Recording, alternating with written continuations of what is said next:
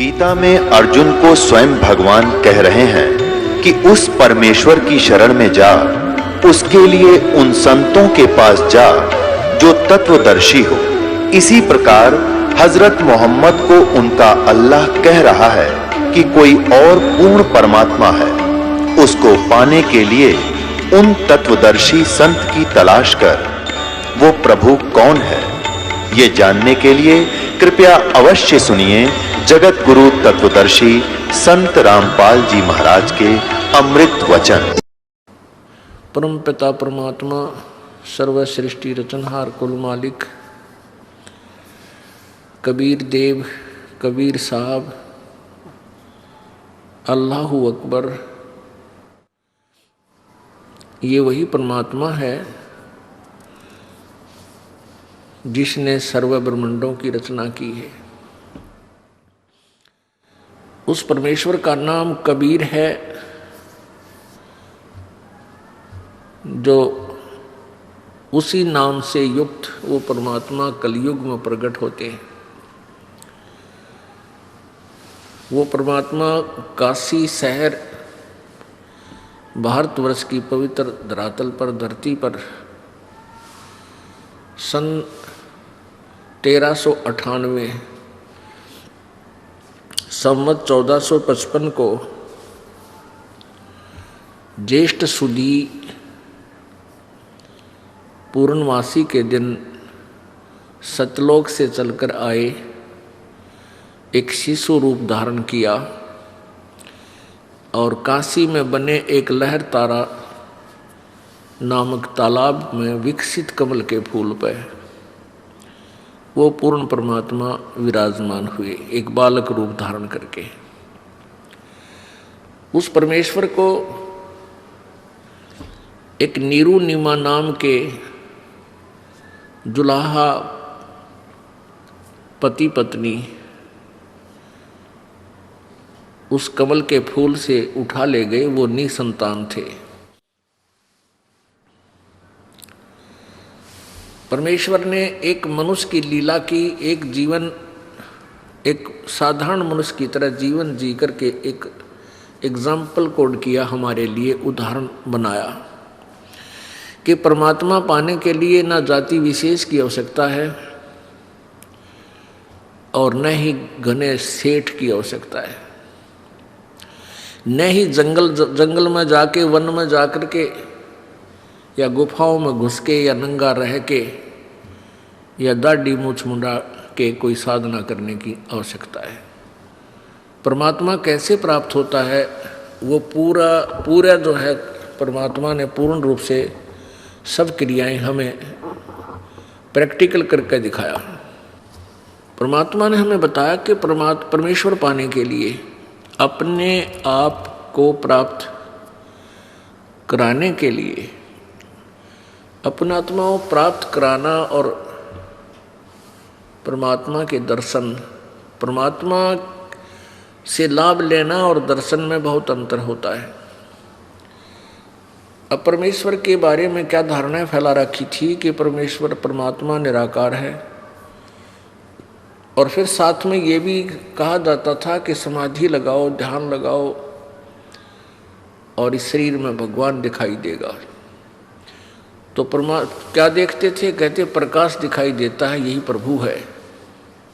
परमात्मा निराकार है, केवल उसका प्रकाश दिखाई देता है। तो परमेश्वर ने आकर कबीर जी ने स्वयं इस धारणा का, इस भ्रमणा का निवारण किया कि भले आदमियों, तुम परमात्मा का प्रकाश देखने का दावा करते हो और परमेश्वर को निराकार बताते हो, कुछ तो अकल से काम लो। अब सूर्य को निराकार बताते हैं और कहते हैं हमने सूर्य का प्रकाश देखा। सूर्य बिना प्रकाश देखा किसका? प्रभु के बिना प्रकाश तुम देख किसका रहे हो? परमेश्वर ने आकर के यही बताया कि उस परमेश्वर के पाने के लिए ना तो घनी ऊंची जाति, यानी जाति कोई भी हो, जैसे यहाँ 4 वर्ण बना रखे हैं, ब्राह्मण, वैश्य, क्षत्रिय और शूद्र। ये तो हमारी अपनी बनाई हुई सीमाएं हैं। परमात्मा के दरबार में ये कोई सीमा नहीं है। परमात्मा ने आत्मा देखनी है, उसके अंदर कितना लगन है, कितनी श्रद्धा है, ये देखना है। और उसकी भक्ति, वे ऑफ वर्शिप, पूजा की विधि जो है वो शास्त्र अनुकूल देखना है। वो किसी भी जाति का हो, गरीब हो या साहूकार, निर्धन हो या सेठ हो, रंक हो या राजा हो, परमात्मा आत्मा का सौदागर है और जाति और धन उसने नहीं देखना होता। इसलिए परमेश्वर ने एक रोल किया, एक गरीब बिल्कुल निर्धन दुल्हे का, और अंतिम वर्ण में, चौथे वर्ण में आगे शूद्र वर्ण में, उसमें जाति पाति का बहुत बोलबाला था, छुआछूत गणी थी। और केवल एक ब्राह्मण वर्ग ने परमात्मा की भक्ति कर परमात्मा के पाने का ठेका ले रखा था, और वर्ग को परमात्मा की महिमा ना सुनाने का, ना उसको जानने का, और न ही उसकी साधना करने का कोई अधिकार उन्हें नहीं दे रखा था। वही अपना जो थोड़ी बहुत साधना करते थे उसको लोगों में बांट दिया करते थे, और उससे उनके पीछे जनता लगी रहती थी। हमारे गुरुजी बड़े सिद्धि युक्त हैं, हमारे कार्य सिद्ध कर दिए, फलाना कर दिया। बाकी कार्य कुरिय उनसे कोई सिद्ध नहीं होता था, अपने पूर्व संस्कार पुरानी के फल रहे होते थे। इसलिए परमेश्वर आए और उन्होंने बताया, क्योंकि ब्राह्मण लोग बहुत अपने आप को सुपीरियर माना करते थे, तो परमात्मा कहते थे भाई ऊंचे कुल में भक्ति ना हो, नीचा ही कुल दीजिए। ऊंचे कुल में ब्राह्मण थे, वह सारा दिन अटपट में लगे रहा करते, कैसे लोगों को मूर्ख बनाया जावे, कौन सी विधि अपनावा, इस चक्कर में, पेट भरने के चक्कर में ही वह सारा जीवन व्यर्थ कर देते थे। फिर क्या बताते हैं, तपिया ने तो जब तप की न्या, वो तो लो दिया नाल पति जय। ऊंचे कुल में दुर्योधन रावण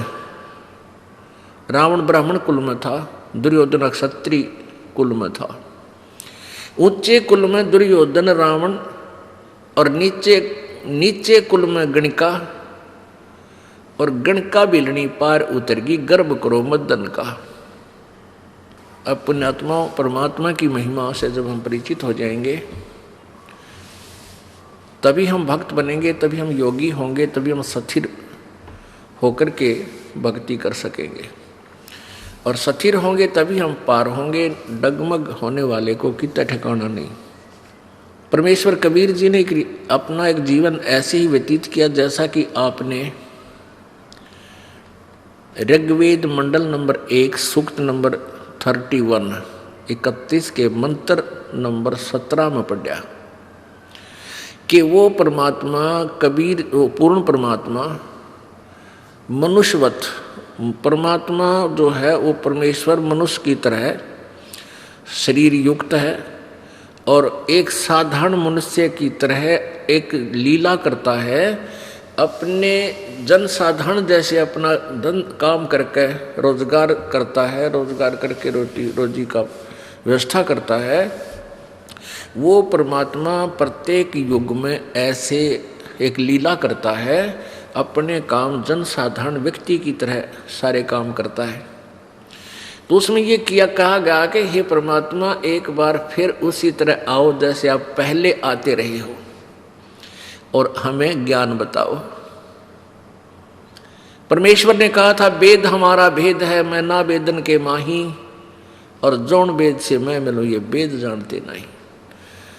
परमात्मा कबीर जी कहा करते थे कि ये वेद मेरा ही भेद है, मेरी ही महिमा ये चारों वेद गा रहे हैं, सुना रहे हैं। परमात्मा ये करता है, परमात्मा ये करता है, परमात्मा ऐसी लीला करता है, लेकिन मेरे पाने की विधि वेदों में वर्णित नहीं है। अब यहाँ दो प्रश्न उठते हैं कि एक तो परमात्मा सामने बोल रहे हैं, कह रहे हैं, प्रत्यक्ष खड़े हैं, फिर कहते हैं मुझे पाने का तरीका वेदों में नहीं है। अब इससे क्या सिद्ध होता है कि परमात्मा के दर्शन कर लेने से मोक्ष नहीं, परमात्मा के द्वारा दिए गए उस भक्ति की कमाई करने से मोक्ष होगा।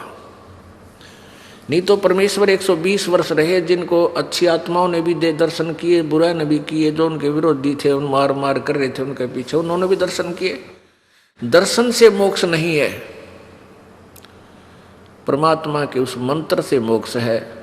मोक्ष का मीन है कि जैसे हम परमात्मा ने हमें विधि बताई है वह कमाई कराएंगे, उस राम नाम के धन को जोड़ेंगे उस भक्ति की शक्ति योग के बल तय, भक्ति के बल से उस राम नाम की कमाई की शक्ति से हम सतलोक जाएंगे, वहां जाकर के हम परमानेंट सुखी हो जाएंगे।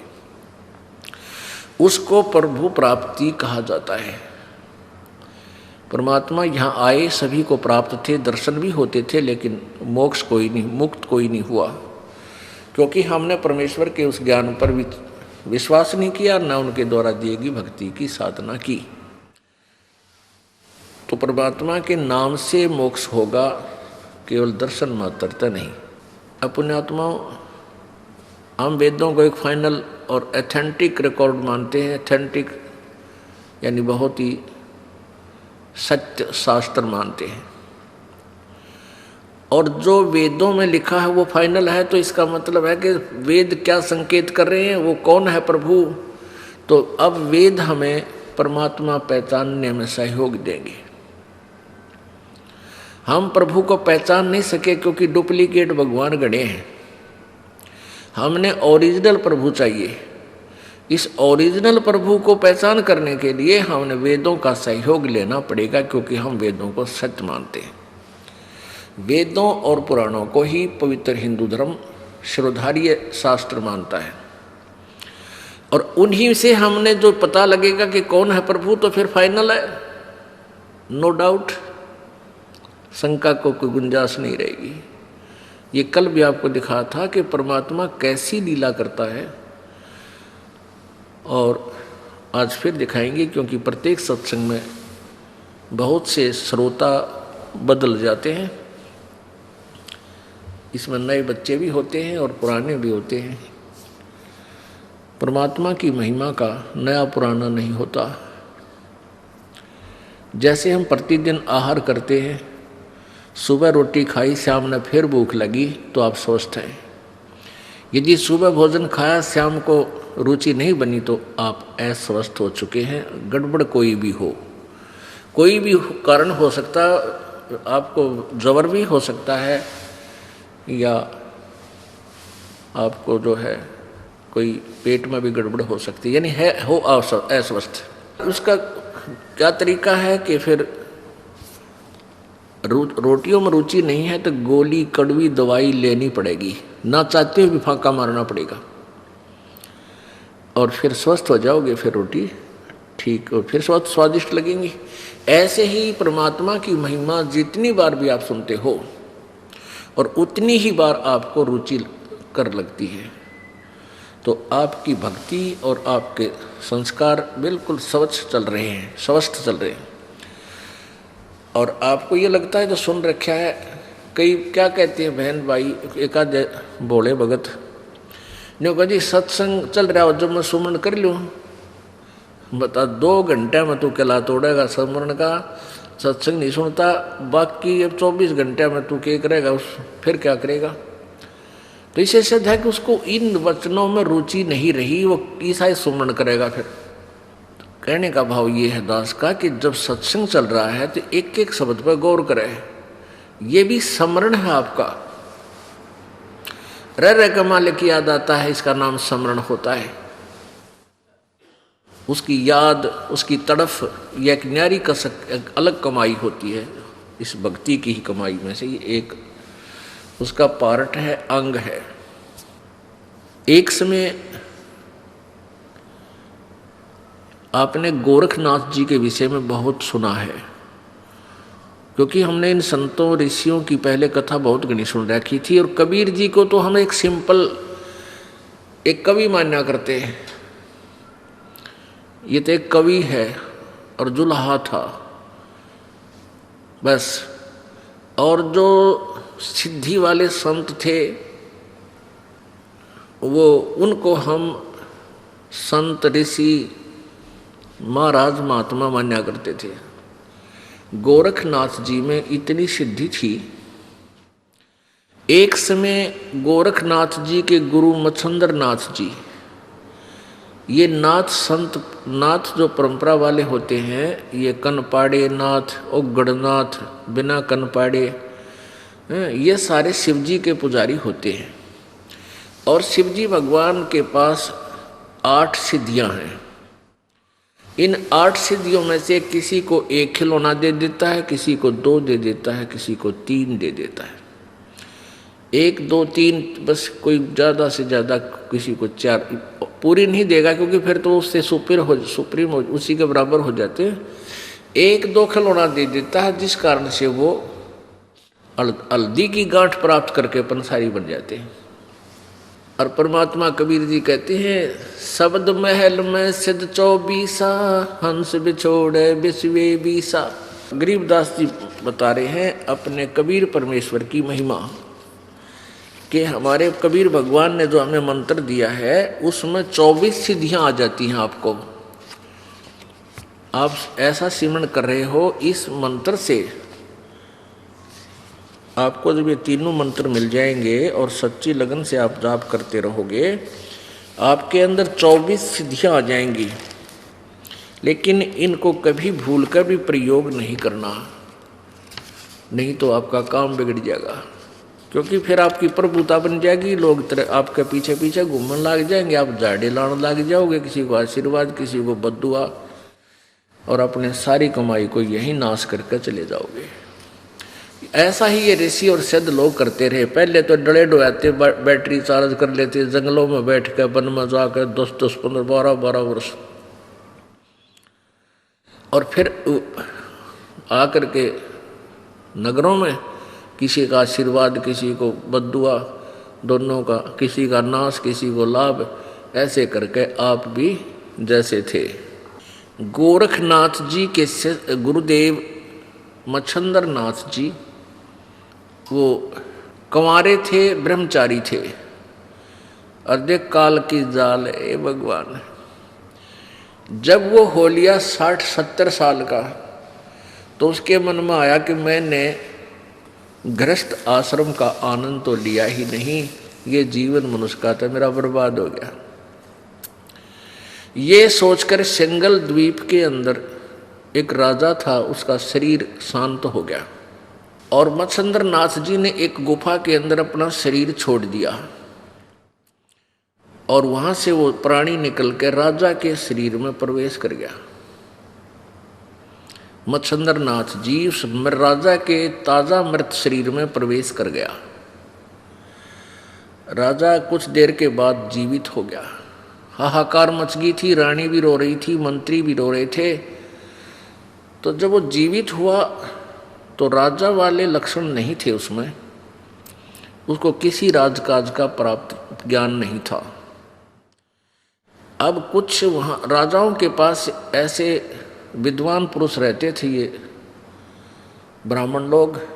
उस ब्राह्मण ने जब देखा, बताया उन व्यक्ति संत ने, ऋषि ने, कि इसमें कोई योगी आत्मा प्रवेश कर गई है, राजा नहीं है। रानी को बता दिया। अब रानी ने तो वो शरीर चाहिए था, उसने कह दिया कि कोई भी हो, तुम कोई दिक्कत नहीं है, ये जीवित रहना चाहिए। फिर उस ऋषि ने बताया कि इस योगी ने, जो राजा के शरीर में प्रवेश है, इसने कहीं आस पास अपना शरीर छोड़ रखा है, और ये कुछ दिन के बाद इस शरीर से निकलकर उस शरीर में वापस जा सकता है। रानी ने आदेश दे दिया आसपास अपने सैनिकों को कि किसी भी गुफा या कहीं पर भी कोई शरीर मिल जाए, उसको फूंक दो, जला दो। ऐसे खोजते खोजते उस गुफा में सैनिक पहुंच गए जहां पर इस मच्छंदर नाथ का शरीर था। सैनिकों ने उसको सवा कर दिया, जला दिया।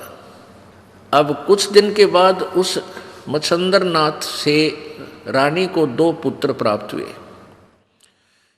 एक दिन किसी दूसरे नाथ के शिष्य ने गोरखनाथ को व्यंग कस दिया कि यदि तू ऐसा चेला है सिद्धि वाला, तो तेरे गुरुजी ने निकालना ना, वो राजा के शरीर में कैद हो गया और वो धक्के खान लग रहा है। उसने अपना योग नाश कर लिया, भक्ति का भट्ठा बैठा लिया। तुम कहे कि शिष्य किसा तेरा गुरु है। तुम गोरखनाथ जी को पता चला कि वहां पहुंचे हुए हैं तेरे गुरुजी, तो राजा के शरीर में प्रवेश कर चुके हैं। तो राजा के लड़के का जन्मदिन था, मतलब उस जो मच्छंदर नाथ से उत्पन्न लड़के का जन्मदिन था।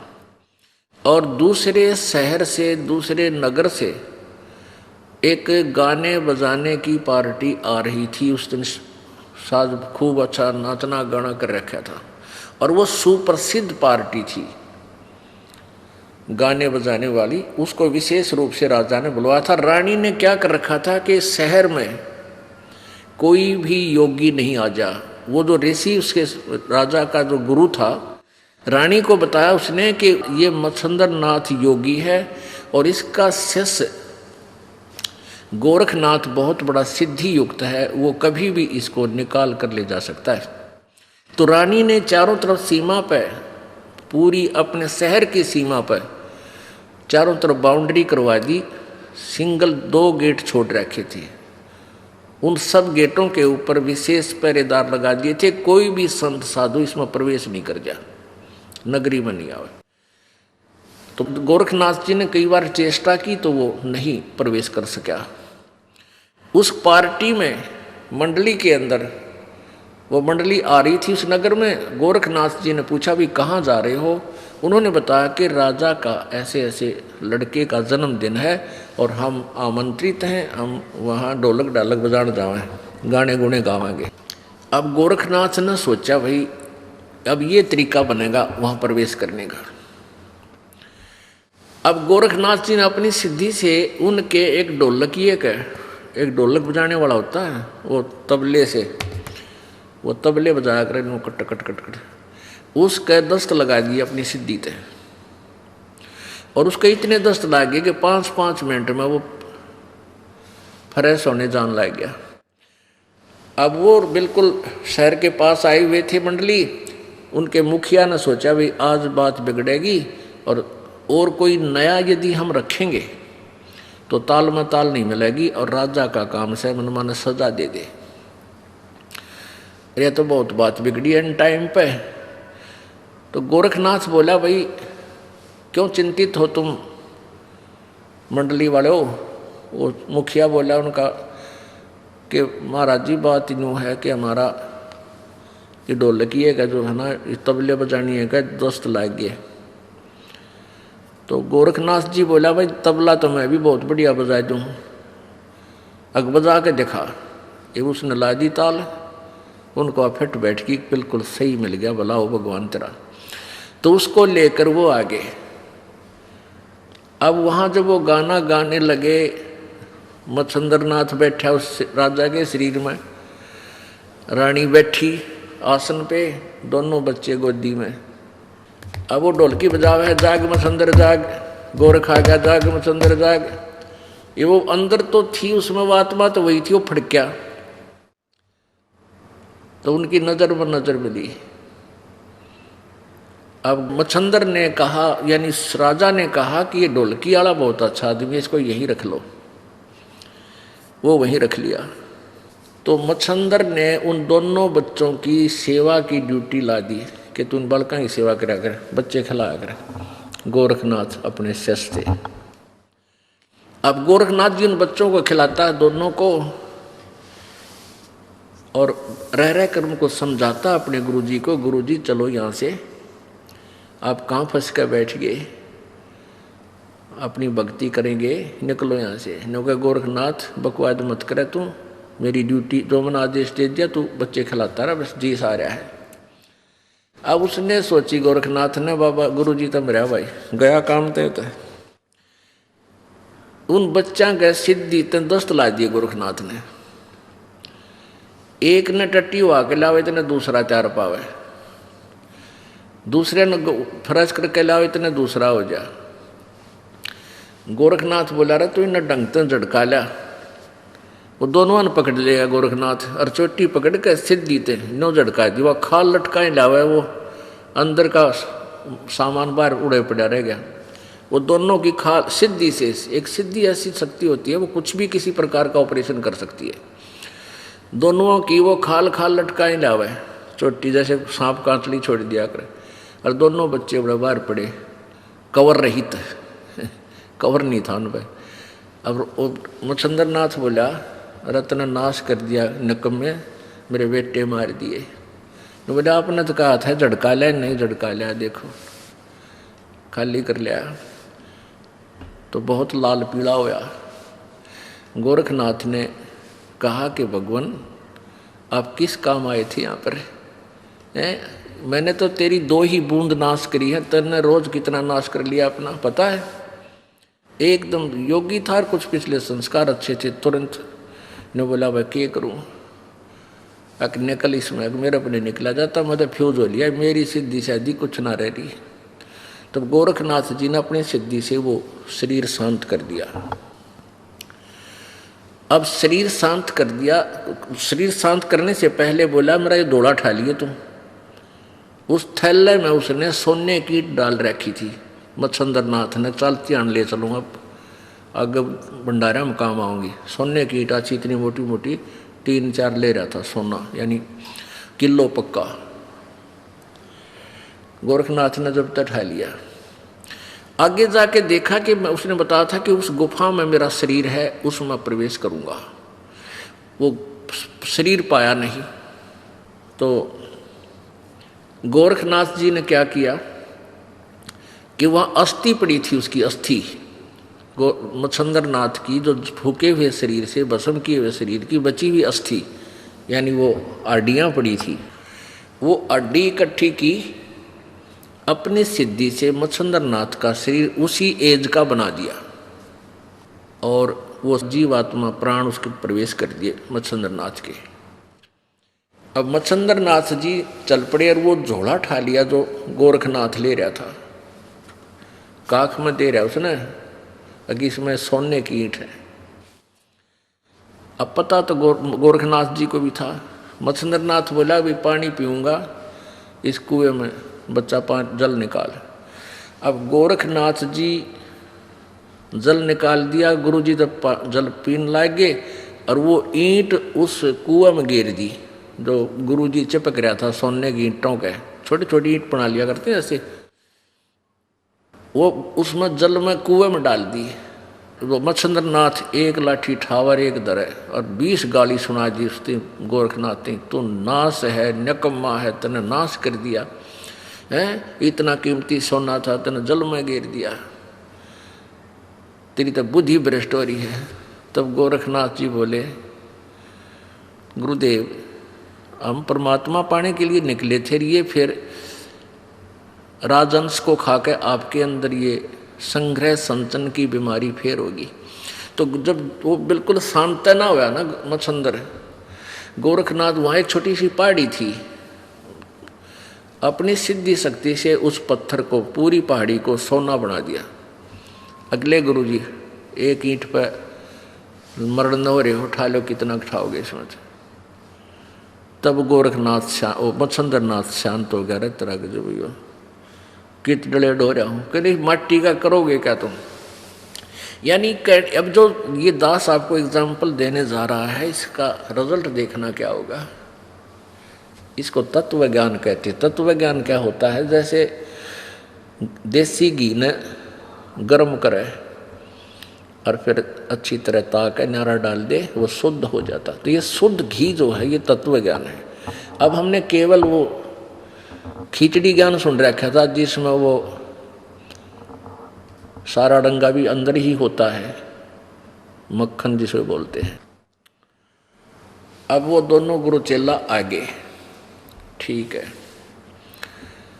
अब ये देखना कि गोरखनाथ जी ने मुर्दा भी जीवित कर दिया और एक पहाड़ी को सोने में भी परिवर्तित कर दिया, और फिर भी मोक्ष नहीं था। फिर भी मोक्ष नहीं था। क्या बताते हैं परमात्मा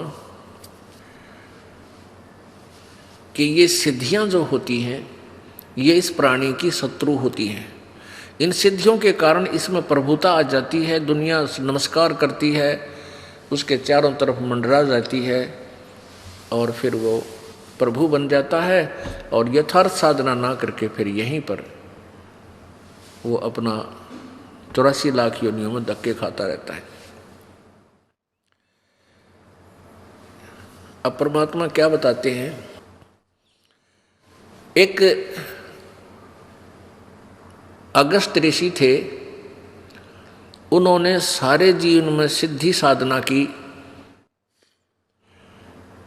ये जो परमात्मा कबीर जी के मार्ग के अतिरिक्त जितने भी साधना है सब सिद्धियां ही अधिक होती हैं और कुछ समय इनको स्वर्ग प्राप्ति होती है। अगस्त ऋषि ने इतनी साधना कर ली कि उसने एक ही घूंट में 7 समुद्रों के जल को सोख लिया था। अब बताओ भाई, पूरे जितने समुद्र है अपनी पृथ्वी के चारों तरफ, इसको एक घूंट ऐसे चलो उठाया, मतलब एक घूंट ऐसे लगाई मुंह के और पूरे को सोख लिया और ये खाली हो गया। फिर ऋषियों ने देवताओं ने हाथ पैर जोड़े हैं, फिर इसने वापस इसको इसमें कुरला कर दिया इस खड्डे में, यो फिर समुद्र लहरा गया ऐसे ही। अब पुण्यात्मा फिर भी मोक्ष नहीं हुआ, अगस्त ऋषि का भी मोक्ष नहीं हुआ। दुर्वासा जी बहुत सिद्धि युक्त थे, वो भी मोक्ष से खाली रहे। अपने एक वचन से उसने यादों का पूरा कुलनाश कर दिया था दुर्वासा जी ने। तो क्या बताते हैं परमात्मा कबीर परमेश्वर जी की महिमा, संत गरीबदास जी अपनी अमृतवाणी में कबीर जी से प्राप्त ज्ञान को कैसे समझाते हैं। शब्द महल में सिद्ध चौरी 24 हंस बिछोड़े बिस्वे 20 कि हमारा जो सत्य नाम है, सच्चा नाम है, जो वास्तविक मंत्र हम देते हैं, इसमें 24 सिद्धि आपको आ जाएंगी और ये हंस को परमात्मा से विमुख करेगा ही करेगी यदि इनके ऊपर आश्रित हो गए, इनको प्रयोग करना प्रारंभ आपने कर दिया।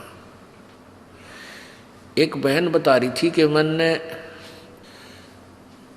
अपना कोई रिलेटिव था, उसका तकलीफ थी, उसको बता दिया कि आप ये मंत्र जाप कर लो। कहने लगी वो तो ठीक हो गया और मैं बीमार होगी। अब क्योंकि उसके वो कमाई थी उसके पास, उसने उसको दे दी, वह गुरु बन गई उसकी। और गुरु बनने के बाद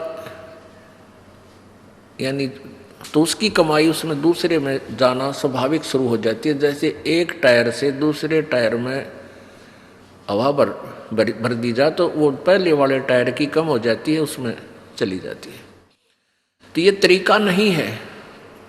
परमात्मा की भक्ति रूपी हवा को विधिवत ही भरवावे। गुरु जी के पास वो पंप होता है जो कितने ही भरवा ले सबके टायरों को फुल कर देता है। और टायर से टायर में डालते हैं तो वो हम अपना भी काम बिगाड़ रहे हैं। तो ऐसे ही होता रहा। अब हम आशीर्वाद देते हैं, जैसे बूढ़े बुजुर्ग आशीर्वाद दिया करते और बच्चे उनके चरण छूते वो आशीर्वाद देते थे, तो वो टायर से टायर में हवा डाला करते। लास्ट में बूढ़े की बिरान माटी हो जाती, वो आशीर्वाद दे के उन बच्चा ने थोड़ा बहुत लाभ दे देता था।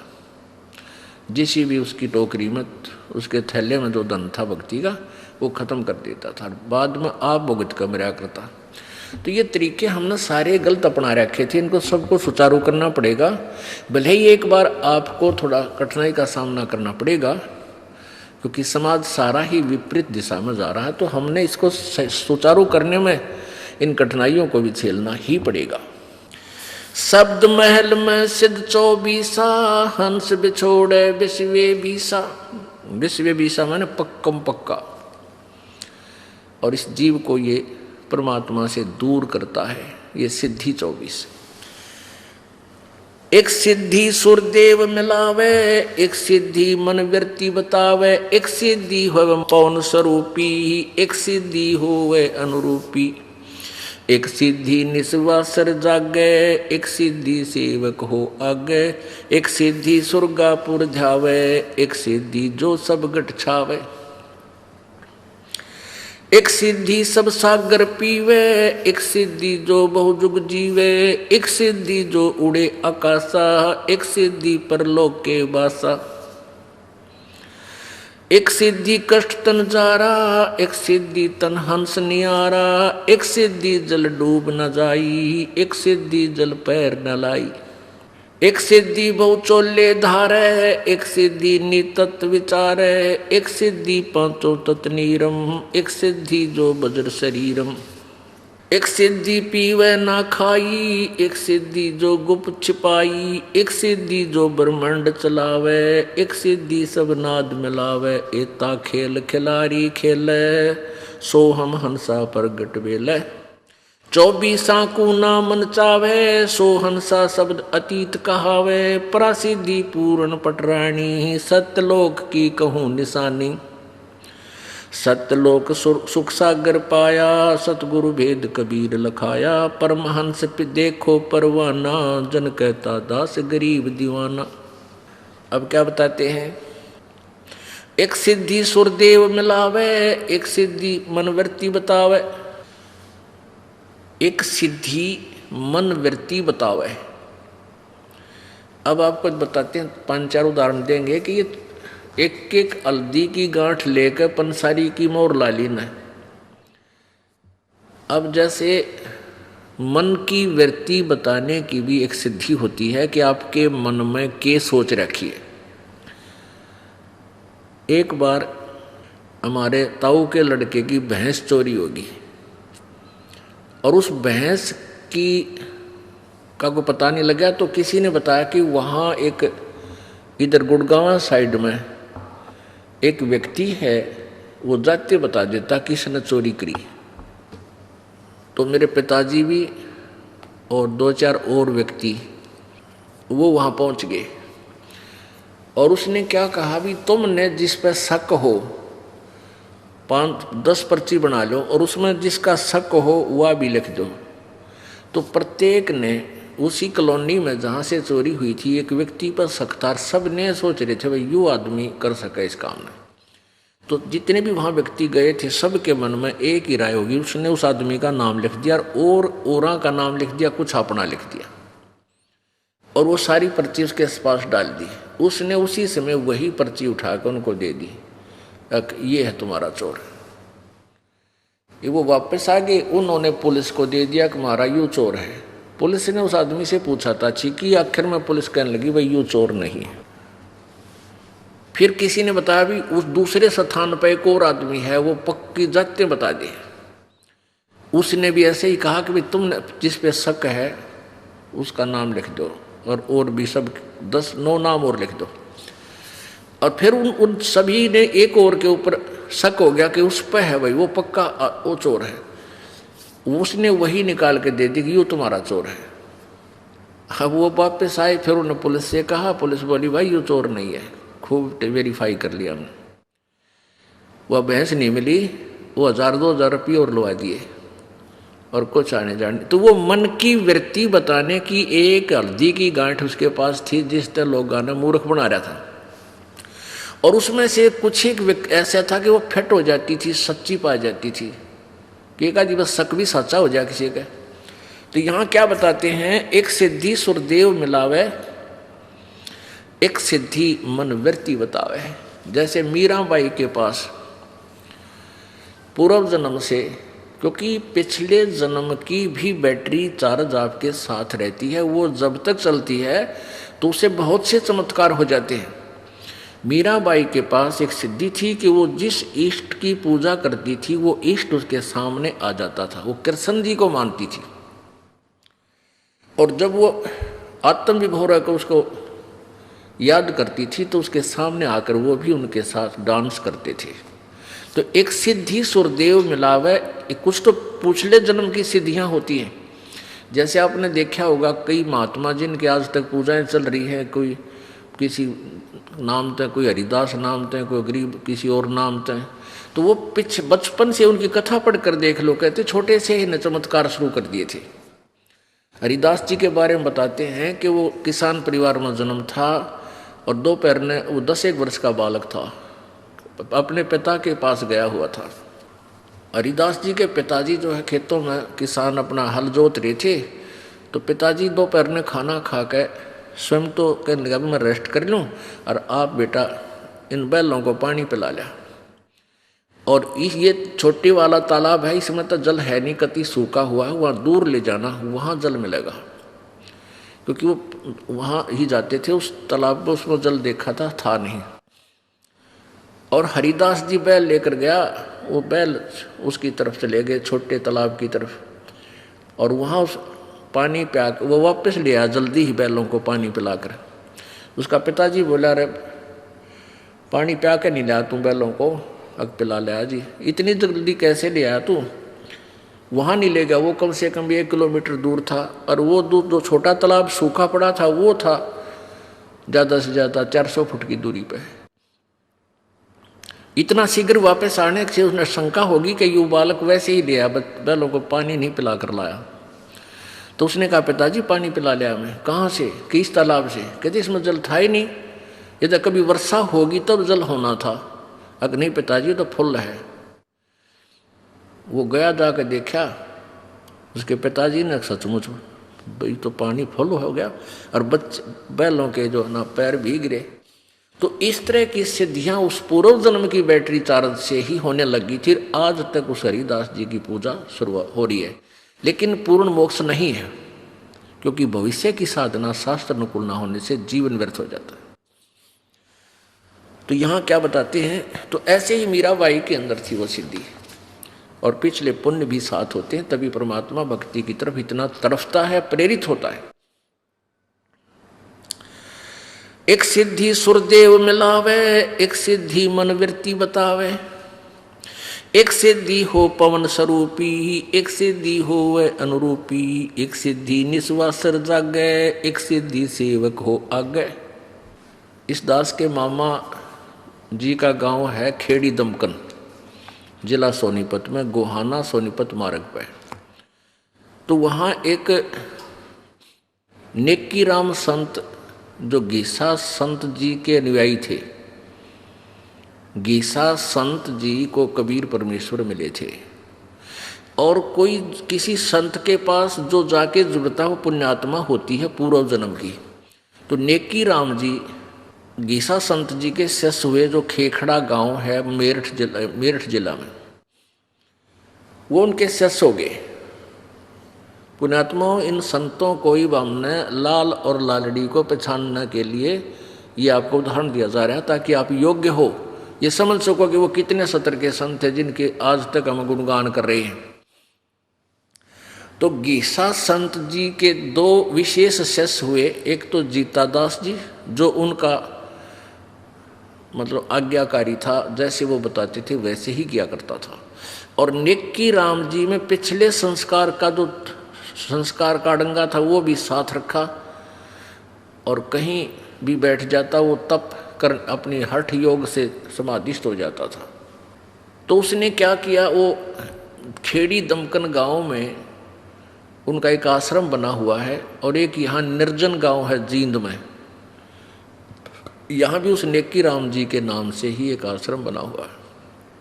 तो वहाँ क्या बताते थे वो, उस गांव खेड़ी दमकन के व्यक्ति हमारे मामा जी और वो नाना जी कहा करते कि नेक्कीराम जैसा संत नहीं देखा। वो यहाँ आकर के एक वृक्ष के नीचे बैठ गए थे, बनी होती थी पहले, छोटा जंगल उसको बनी बोलते थे, जो गांव के चारों तरफ होता था, जिसमें उसके बाद फिर खेत शुरू हो जाते थे। उस बनी में आकर के बैठ गया एक वृक्ष के नीचे, और देखने वाले को संत को परमात्मा का रूप जानकर के साधु श्रद्धालु भक्त गांव के जाते हैं। भगतजन जाकर बैठ गए, उनकी सेवा करने लगे। तो एक दिन एक भक्त ने कहा कि अभी महाराज जी तो दिन रात सोता नहीं, कभी भी दिन में तो हमारे से बातचीत करे है, रात में सारी रात जागता है, बैठा रहता है, भजन करता है। तो गांव के लोगों ने गुप्त रूप से छुप के उसकी परीक्षा की, तो देखा, छुप के देखते रहे। 15 दिन तक वो सोया नहीं, दिन रात जाग्या करता। और स्वस्थ 1 महीना हो गया, 2 महीने तक वो ऐसे नहीं सोया। तो पूरा गांव उसके ऊपर डिवोट हो गया, समर्पित हो गया। भाई महाराज के चाला पड़ा है, उसको वहीं रख लिया। महाराज जी यहाँ रखो, उससे प्रवचन करो। उसका एक आश्रम गाड़ दिया और आज तक डले ढोरे हैं, किसी के पास खख नहीं, सारे बिरन में टिवरी। तो ये एक बीमारी थी, इन सिद्धियां के कारण ये प्रसिद्ध हो गए। अब हमने पहचान करनी है कि वो मोक्ष मार्ग कौन सा है जो परमेश्वर ने आके हमें बताया। तो ना तो कबीर जी ने ऐसी क्रियाएं की जो नेकी राम जी करते थे। तो कबीर पंथी कैसे हुए वो? क्योंकि गीसा पंथी भी अपने आप को कबीर पंथी मानते हैं। तो हम पंथी तभी होंगे जब परमात्मा कबीर जी द्वारा बताए गए भक्ति मार्ग को ए से लेकर जेड तक सारे को अपनाएंगे। ए ले लिया फिर बाकी छोड़ दिया, वो पंथ नहीं है, वो मार्ग ठीक नहीं है, वो विधि ठीक नहीं है, तो हमारा मोक्ष नहीं होगा। एक सिद्धि निस्वा सर जागे, एक सिद्धि सेवक हो आगे। अब जैसे एक कथा है कि परमात्मा की भक्ति में हम तो उदाहरण देते हैं, लेकिन इस सिद्धि से भी आप इसका कनेक्शन है। जैसे कई भक्त कहते हैं इस मन ने क्यों कर डाटा, ये तो भूत है, ये कोई न कोई कुबद सोचता ही रहता है। तो संत ने, परमात्मा ने, संतों ने ये बताया है कि इस मन को कैसे रोके। काम हो इतना तक काम करे, ना राम नाम पर ला दे। एक सिद्ध ने अपने चेले से कहा, बेटा ये तू सिद्धि कर ले। उसने वह सिद्धि कर ली, होगी तेरी सिद्धि कंप्लीट होगी है, और इसको मेरी अब्सेंस में प्रयोग मत करना। एक बार गुरुजी चले गए सैर सपट्टे ने 1-2 दिन के लिए। तो चेला एक दिन तो दुखी हुआ, रोटी राटी खुद बनाई। पहला गुरुजी बनाता था, उसकी रोटी खाना बनाता था, ये मांग के लाता, पर बनाता। फिर उस दिन वो आप ही मांग कर लाता, चेला मांग कर लाता था, गुरुजी रोटी बना दिया करता। उन्होंने ऐसे सेवा बांट रखी। अब चेला आप पे ले और आप पे बनाओ, दुखी सा हो गया। उसने सोची अब गुरुजी ने कोई सिद्धि कराई थी मेरे, तो उसने प्रयोग करके देखता हूँ कि सांग है यो। तो उसने वह सिद्धि को, यानी वह फ्लॉपी खोल दी, सीडी खोल ली। वह सिद्धि उसने अपनी खोल ली, तो उसमें क्या हुआ कि एक जंद हो गया खड़ा सामने, एक भूत। और वो कहने लगा, बाबा जी बात सुन ले, या तो मैंने काम बताए रखिए, ना तेरी टिटवी दाबूंगा। जय मुझे तूने काम नहीं बताया तो तन्ना मारूंगा। अब वो डर गया भाई तक सूता का। वो कहने लगा, जा आटा मांग के ला। वो आटा मांग लिया मिनटों में। फिर कहने लगा, तू अग्नि जला दी। रोटी बना दी। कहने लगा, पानी लिया, पानी भी लिया। फिर बोला, झाड़ू लगा दिया कि बोले। अब वो मर गया भाई, ये भी वो कसूता काम हो गया। इतने में गुरुजी आ गया। वो डर बहुत गया कि भी वो मारेगा तेरे को। वो गुरुजी आ गया तो अब दौड़ के गया और गुरुजी के चरणों में गिर गया और कहने लगा, गुरुजी मुझे बचा लो। क्या हो गया भाई, क्यों मारेगा?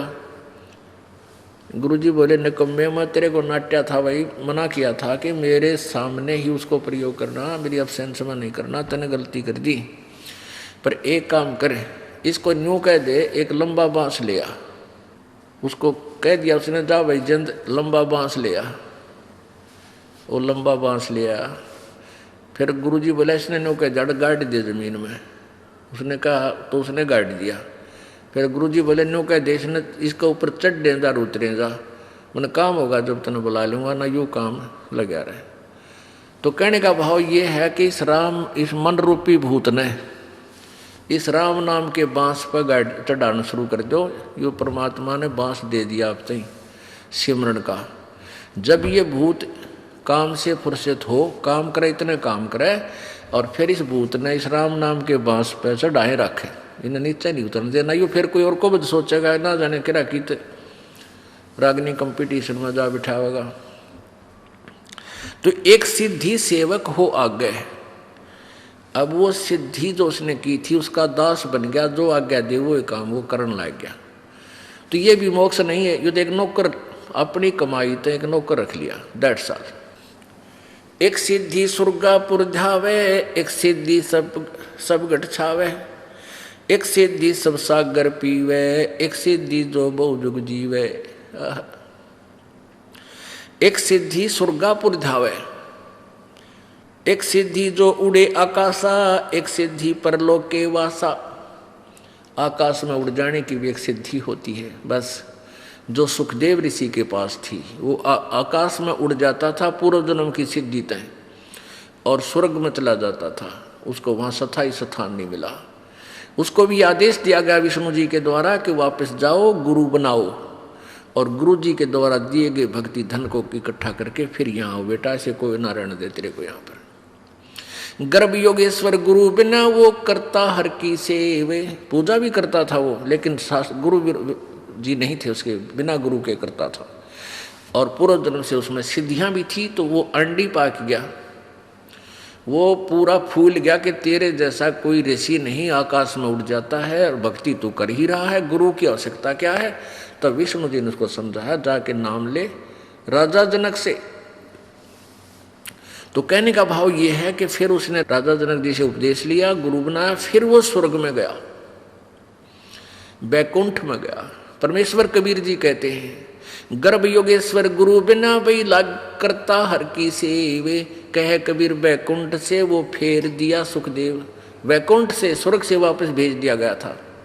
राजा जनक को गुरु किया फिर किन्नी हर की सेवे, कह कबीर बैकुंठ में भाई उल्ट मिले सुखदेव। फिर वो स्वर्ग में गए। तो क्या बता रहे हैं परमात्मा, एक सिद्धि जो उड़े आकाशा, आकाश में उड़ जाने की एक सिद्धि होती है। पुण्यात्माओं जैसे आकाश में उड़ गया कि केला टूट गया, क्या हो गया उसे, क्या मोक्ष हो गया।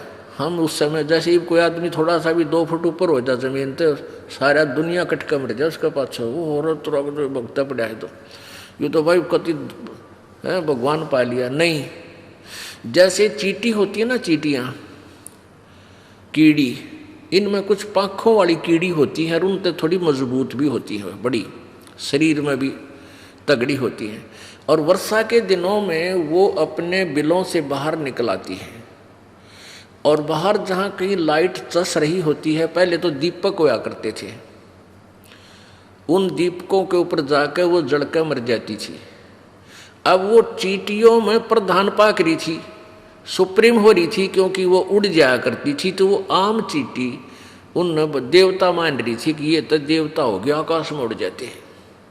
अब यहाँ आप देखते हैं, देखना चमास यानी वर्षा के दिनों में बहुत सी चींटियाँ निकल आती हैं बाहर,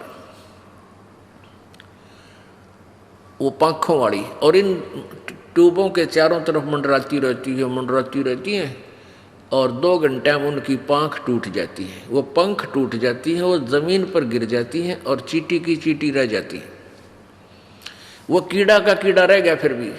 तो ऐसे ही जो सिद्धि प्राप्त प्राणी है आकाश में उड़ जाता है, या किसके अंदर कोई और सिद्धियां हैं, तो ये सब सिद्धि कुछ दिनों में ऐसे समाप्त हो जाएंगी और वो जीव का जीव रह जाएगा। एक सिद्धि जल डूब न जाई, एक सिद्धि जल पैर न लाई। एक यहाँ सुसाना गांव है, सुसाना, इस रोहतक के सोनीपत रोड के ऊपर सुसाना गांव है। वहाँ पर एक गीसापंथी था, पहले वो गीसापंथी था, उनका नाम कोई कुछ नारायण महाराज कह दे है, कोई कुछ कह दे, उसका नाम तो कुछ और ही था। तो उसमें के सिद्धि मान रखी थी लोगों ने कि वो जल में बढ़ जाता था, जोड़ में कीचड़ में, उसके पैर का पानी नहीं लग गया करता। अरे इससे कारण उसका महल मकान गाड़ दिया और पूरा आश्रम बना दिया और दुनिया उसने पूजन लाएगी। अरे आप फिर उसकी बिरान माटी होगा मेरा। लास्ट में उसके पैरा में भी जो ना सोजन आ गई थी और कीड़े चाल पड़े थे, ऐसा दुखी होकर उसकी मृत्यु हुई। कई महीनों तक शरीर घाट पर चारपाई पर पड़ा रहा। तो यहाँ कहते हैं एक सिद्धि जल डूब ना जाई, एक सिद्धि जल पैर न लाई। दो एक ही गुरु के शिष्य थे, वो सिद्धि वाला ही गुरु था। तो सिद्धि वाले गुरु ने अपने शिष्यों को बता रखा था कि बेटा ऐसे साधना करो, ऐसे साधना करो, सिद्धि प्राप्त करो और तुम्हारी महिमा हो जाएगी संसार में। तो कुछ दिनों के बाद गुरु जी का देहांत हो गया। तो दोनों चेले उस कुटिया ने छोड़कर चल पड़े, एक इधर को चला गया, एक दूसरी साइड में। उनमें से एक को परमेश्वर कबीर जी का ज्ञान मिल गया, यानी कबीर जी का अनुयायी कोई संत था, उसका ज्ञान सुना तो उस व्यक्ति ने अपना वो महात्मा, सिद्धि वाले महात्मा का मंत्र छोड़कर आत्म कल्याण वाला मार्ग अपना लिया। उस पता लगा कि सिद्धियां तो बच्चों के खिलौने हैं, काल की भूल भुलैया है। उसने वो साधना त्याग दी और गुरु बदल लिया। 12 वर्ष के बाद वो दोनों ही सिद्ध।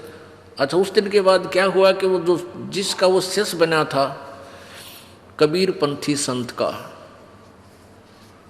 पुण्यात्माओं, ये लीलाएं जो होती हैं ये परमेश्वर कबीर जी ही आते हैं अपने ज्ञान और भक्ति को स्थायी यानी उसकी महिमा बनाए रखने के लिए।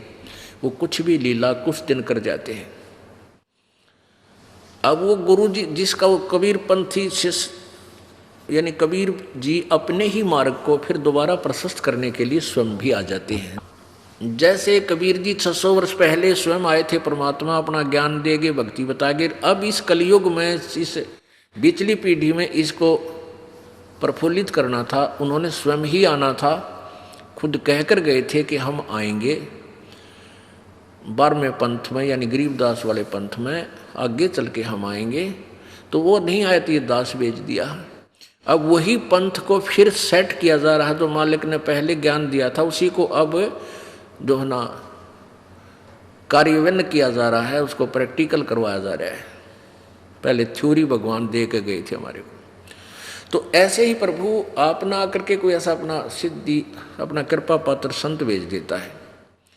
तो उस ज्ञान के आधार से उस सिद्ध वाले एक चेले ने उस संत से उपदेश ले लिया, और वो तो परमात्मा पाने के लिए घर छोड़ के गया हुआ था वो सिद्ध वाला चेला।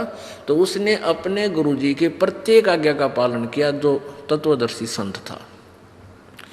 उसने पूरी श्रद्धा से सेवा भी की, प्रत्येक खरा हुआ प्रत्येक पॉइंट से। तो उस संत ने उसे मरने से पहले, मृत्यु से पहले अपना उत्तराधिकारी बना दिया, बेटा तू नाम दिया करिए। और ऐसा वो शरीर फिर छोड़ गए। फिर वो चेला वहाँ से भी वो एक दिन फिर दोनों, वो पहले वाला उसका गुरु भाई जो सिद्ध वाला चेला था और स्वयं, वो कहीं एक समागम था, कोई संतों का मेला सा भर जाता है एक दरिया के ऊपर यानी नदी के ऊपर किनारे पर। तो वहाँ दोनों मिल गए 12 वर्ष के बाद। कुशल मंगल हुई। तो उस सिद्ध के चेला जो सिद्ध वाली ही साधनाएं कर रहा था, उसने उस तत्वदर्शी कबीर पंथी संत का शिष्य होने वाले अपने गुरु भाई से, अपने मित्र से पूछा कि भी तूने क्या कमाई की 12 वर्ष में। तो कबीर पंथी शिष्य का चेला होने के बाद वो शिष्य कहता है कि मन ने तो भाई सब कुछ पा लिया, कल्याण का मार्ग मिल गया, भक्ति का सही विधि मिल गई, अपनी भक्ति कर रहा हूँ और कल्याण हो जाएगा। कहने लगा कोई तूने सिद्धि प्राप्त करी है तेरे पास कोई? तो बोला भाई ये डड़े डोन की हमने कति जरूरत कोई ना। तो वो कहता है सिद्ध का चेला कि देख तने तो जीवन खो दिया अपना, और मैंने 12 वर्ष में सिद्धि प्राप्त की है। क्या की है?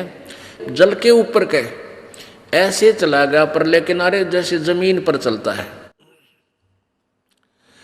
और फिर वापस आ गया न्यो का न्यो पट पट पट करता हुआ। और न्यो गर्व से कहता देखा तने तो अपना जीवन खो लिया, मैंने देख कितनी सिद्धि कर ली। वो कबीर पंथी शिष्य का जो चेला था वो कहने लगा भले आदमी तने 12 वर्ष में 2 अन्य की कमाई करी। यो किश्ती वाला एक आना में तो परली तरफ ले जाता है, एक आना में उल्टी छोड़ दे। तने तो 12 वर्ष में 2 अन्याय कमाई करी है, क्यों डरे ढो रहा है। फिर वो मित्र था, उसको भी परमात्मा की चाह थी, उसको पूरा ज्ञान समझाया। तो वो भी कहने लगा, भाई फिर मन तो जीवन खो दिया, मुझे भी अपने गुरुजी से मुझे भी ये नाम दिला दे, मेरा कल्याण करवा दे। फिर वो शेष रोने लग गया, जो कबीरपंथी शेष का चेला था। फिर वो रोने लग गया। तो वो सिद्ध कहने लगा कि आप क्यों रो रहे हो।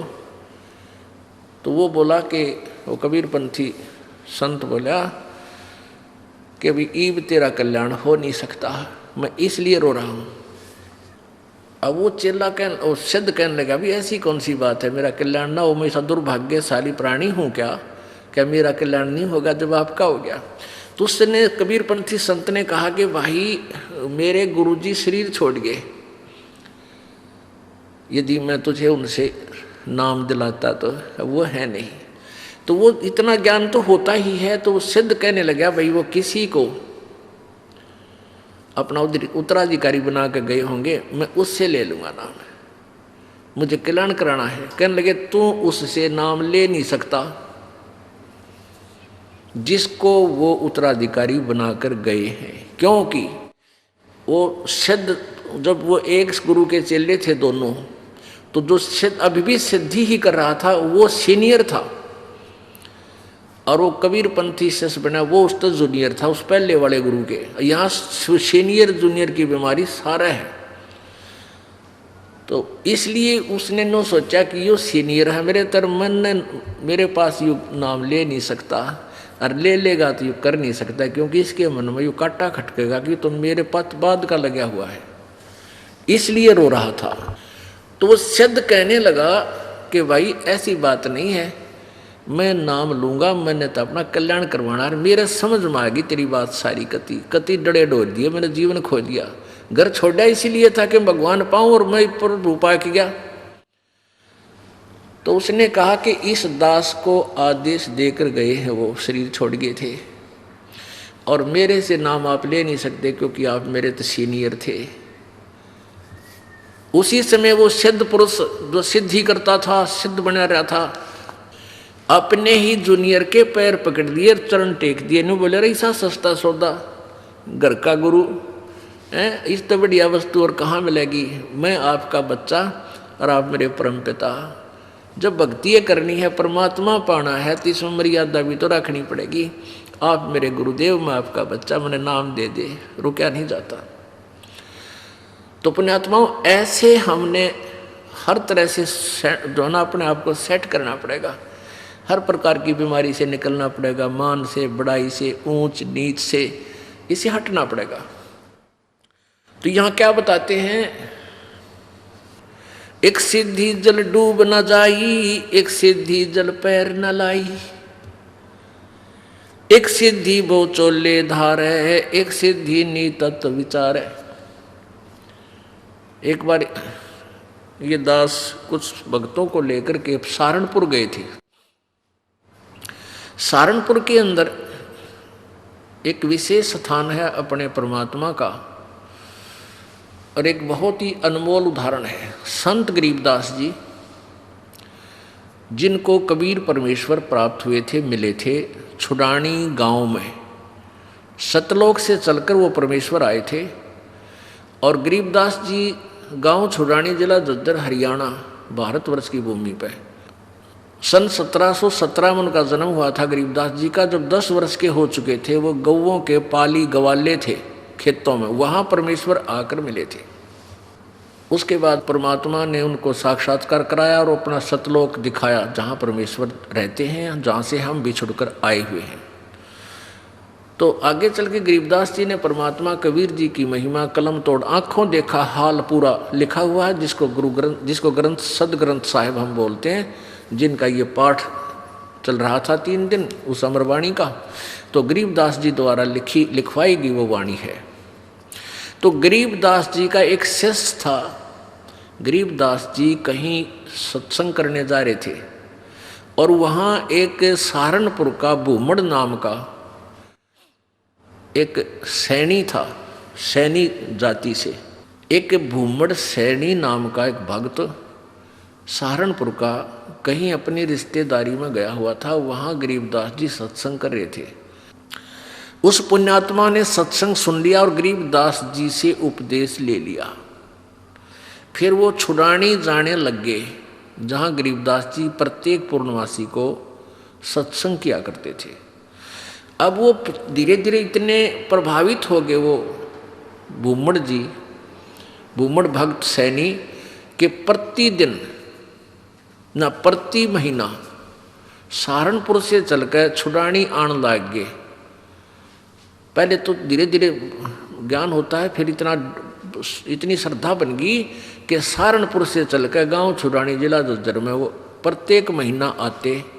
पहले ना तो कोई कन्वेंस थी, ना कोई रास्ते थे, पैदल आना सहारनपुर से चलकर। सहारनपुर से मेरे ख्याल में झज्जर छुड़ानी गांव 100 किलोमीटर से 150 से 200 किलोमीटर के आसपास है। अब वहाँ से पैदल चलना, और पहले वर्षा के दिनों में ये जैसे बीच में दरियाएं बहा करती थी, उन पर कोई पुल भी नहीं था, वो आते थे। वो ऐसे पिछले 1 वर्ष से ऐसा उसने प्रक्रिया कर ली। अब गरीबदास जी ने कहा, बेटा ऐसे दुख ना पाया कर, तू 1 आधा महीना छोड़ कर आ जाया कर। नहीं बोला, गुरुजी मेरे पर डटया नहीं जाता, मुझसे रुका नहीं जाता। तो गरीबदास जी बोले, कोई बात ना, ले बेटा तेरी मौज है। अब क्या हुआ कि गरीबदास जी ने भादुआ सुदी दूज को शरीर छोड़ना था। उससे पहले उस भगत से कह दिया, बेटा अब तू यहां मत आना, ये मेरा ऑर्डर है, आज के बाद यहां नहीं आएगा। अब भूमड़ रोने लग गया, भूमड़ भगत रोने लग गया। काफी रोता रहा कि गुरुजी ने भाई बड़ा आदेश दिया, क्या बात है, मेरे से कोई त्रुटि बन गई, कोई गलती होगी मेरे से। परमात्मा गरीबदास जी बोले, बेटा क्यों रो रहा है? कि जी यूँ रो रहा हूँ, मुझ दास से कोई गलती तो नहीं बन गई, आपने यहाँ न आने का आदेश, आपके दर्शन ना करने का आदेश दे दिया। परमात्मा ने कहा, गरीबदास जी ने कहा कि दर्शन ना करने का आदेश नहीं दिया मैंने, यहाँ न आने का आदेश दिया है। मैं तेरे पास वहीं आऊँगा बेटा। बालक मैंने शादी कर दी, 4 लड़के थे, 2 लड़की गरीबदास जी के पास संतान थी। लड़कियों ने शादी नहीं करवाई, ब्याह नहीं करवाया था, वो आजीवन ब्रह्मचारी रही थी अपनी भक्ति की। 4 बच्चों का ब्याह कर दिया। अब मैं फ्री हूँ बेटा, वहाँ आऊँगा तेरे पास, और तेरा बाग है बताते हैं वहाँ। अच्छा हाँ जी, आपकी दया है, आपकी कृपा से ही तो सब कुछ हो रहा है। तो भाई उस बाग में मेरी एक झूपड़ी डाल दिए बेटा, मैं भी अपना भजन करूँगा और तेरे को सेवा दर्शन हो जाएंगे। तो बड़ा खुश होया और वापस चला गया। अब इंतजार कर रहा है, गुरुजी आए नहीं। उधर क्या हुआ, गरीबदास जी ने वो शरीर छोड़ दिया भादुआ सुदी दूज को सन 1778 में। तो 6 महीने हो गए। अब भूमड़ वहाँ रोए जैसे धर्मदास जी रोया करते तरफ में, और इतना बुरा हाल हो गया, हे भगवान क्या हो गया। और उधर से उसका बाग सूख गया, बाग कति सारे में कीड़ा लाग के कति सारा सूख गया। उसने सोची भाई मेरे भगवत जरूर अवश्य गलती बनी है, जब गुरुदेव ने मुझे वहाँ दर्शन करने की मनाही कर दी, अरे इधर से यहाँ मेरा बाग सूख गया। अपने आप को कोस रहा है, अपने अवगुणों को ढूंढ रहा है, मैंने कौन सी गलती ऐसी कर दी जो गुरु जी रूस के मेरे थे। तो 6 महीने रोता रहा। बसंत पंचमी के दिन गरीबदास जी भादुआ में शरीर छोड़कर बसंत पंचमी के दिन उसी शरीर में 61 साल की आयु के शरीर में, और वह भूमड़ के घर पर जाकर सच्चाई बोल दी। अब भूमड़ चरणों में पड़कर खूब रोया, है भगवान मन तने सोच ली थी कि मेरे से कोई गलती बन गई, गुरुदेव आप रुष्ट हो गया, पाए कोई ना। गरीबदास जी बोले भाई कोई बात ना बेटा, थोड़ा सा लेट हो गया, मैंने काम हो गया था। और भाई मेरा जो है ना उस बाग में झूपड़ी डाल दे, जो तेरे बाग है ना, यहाँ घर में तो मैं नहीं रह पाऊंगा, वहाँ के एकांत में भगत भजन कराया करूँगा। तो भूमड़ बोला महाराज जी वहाँ तो बाग तो सूख गया। गरीबदास जी बोले सूखे बाग में झोपड़ी डाल दे मेरी, कोई बात नहीं। अब गुरु जी की आज्ञा पा के उसने वहाँ एक झोपड़ी, एक हट बना दी फूस फास डाल के। हफ्ते पाछे वो सारा बैग हरा भरा हो गया। गरीबदास जी वहाँ बैठते ही सारा नगर देखण आया, वो पूरा शहर देख, छोटा गांव था जब ये शहर बरवाड़ा जितना, सहारनपुर, यानी 200 वर्ष पहले की बात है। तो सारा गांव नगर देखण आया और बहुत से उस चमत्कार से भाई मुमड़ कहे मेरे ये गुरु जी हैं जिनकी मैं रोज महिमा गाया करता था, ये बड़े सिद्धि युक्त हैं, बड़े पहुँचे हुए महात्मा हैं। और भाई बहुत से मुसलमान और हिंदू गरीबदास जी के शिष्य वहाँ हो गए। अब क्या बात है कि वहाँ ये दास क्या बताना चाहता था, एक सिद्धि बहु चोले धारे, एक सिद्धि नी तत्व विचारे। वहाँ एक लाल दास नाम का सिद्ध पुरुष था, उसका भी जहाँ गरीबदास जी का आश्रम बना हुआ छोटा सा, जहाँ उन्होंने दोबारा शरीर छोड़ा था, उसके साथ में ही 300-400 फुट की दूरी पर लाल दास जी का बहुत बड़ा मंदिर बना रखा है। वो शिव विष्णु पुजारी था। अब क्या हुआ कि वहाँ 35 वर्ष तक गरीबदास जी उसी रूप में रहे। हिंदू और मुसलमान दोनों ही गरीबदास जी के शिष्य बने, क्योंकि ये ज्ञान ही एकता उपजाने का है, उनका ऐसा ज्ञान है कबीर जी का।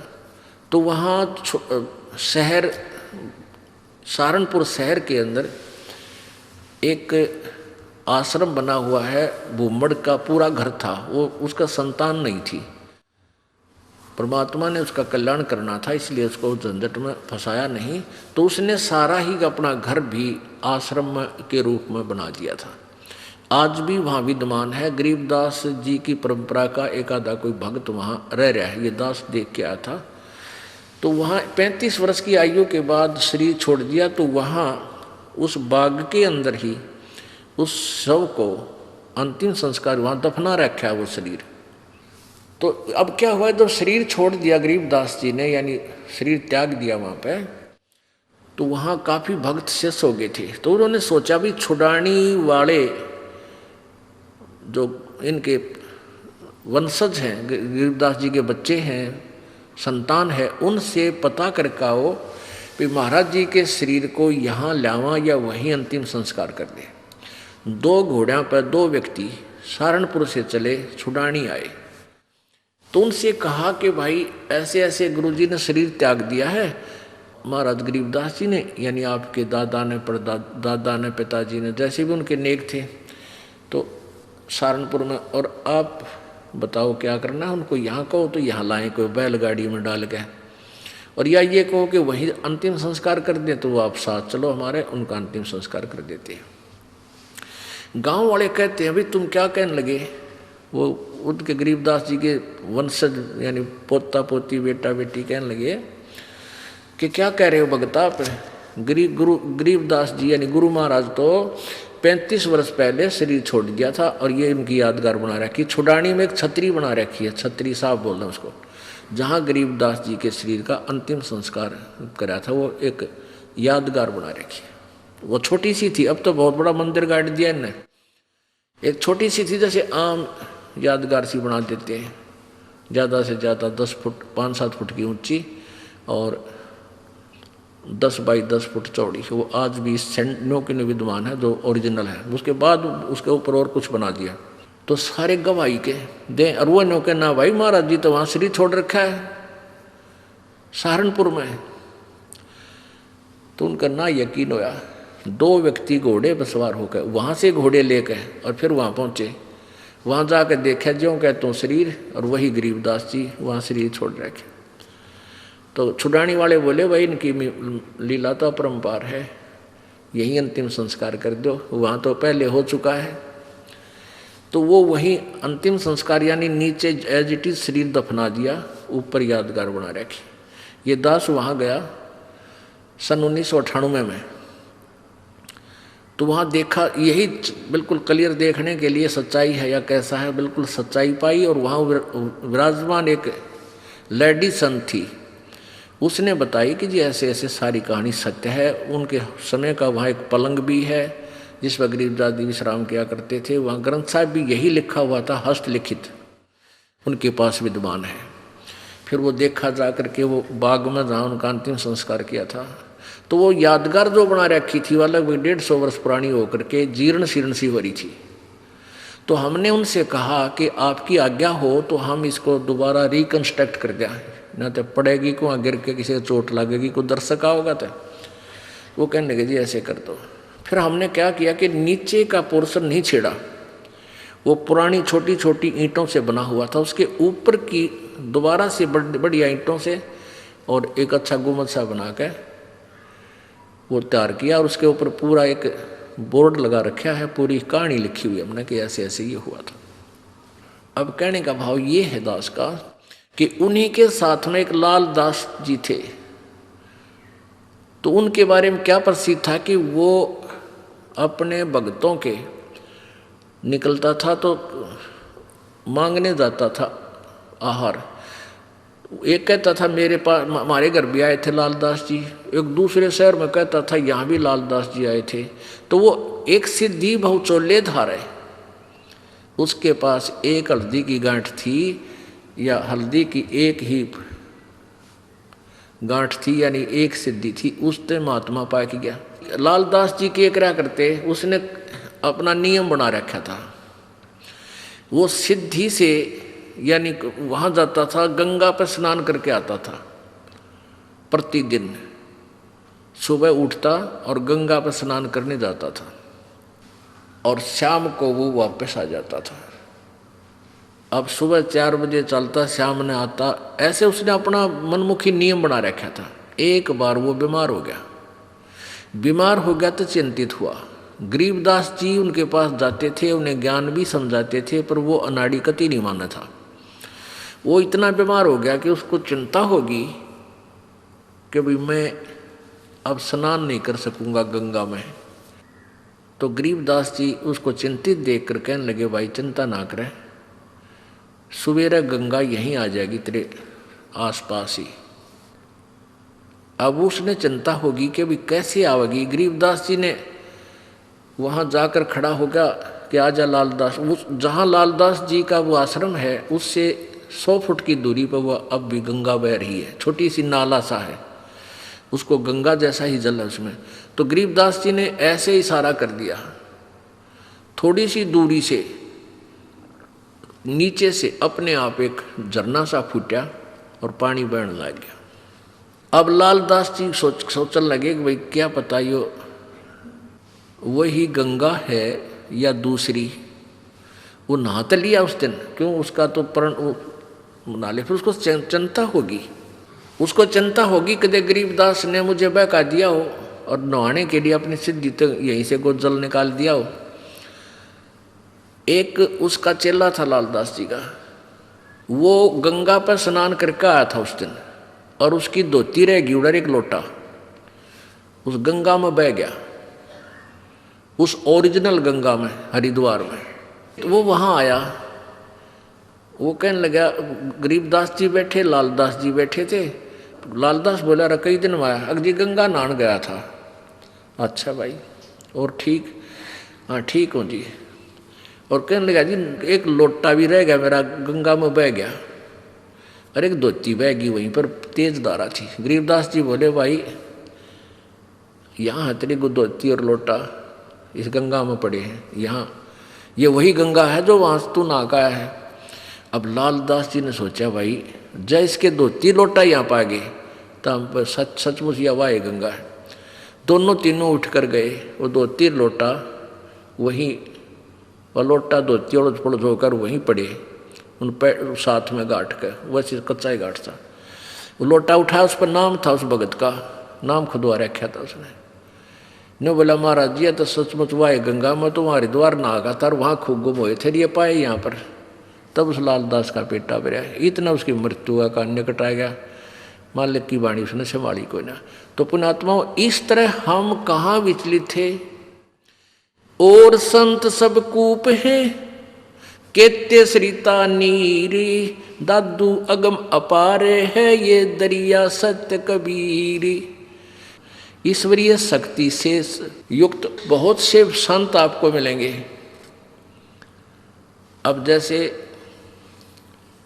कुछ तो कुआं टाइप समझ लो, कुआं इतना ही काम कर सके, आपके पीने का काम चला दे, पानी का पीने का नथिंग, और फिर इसके उससे ज़्यादा नहीं।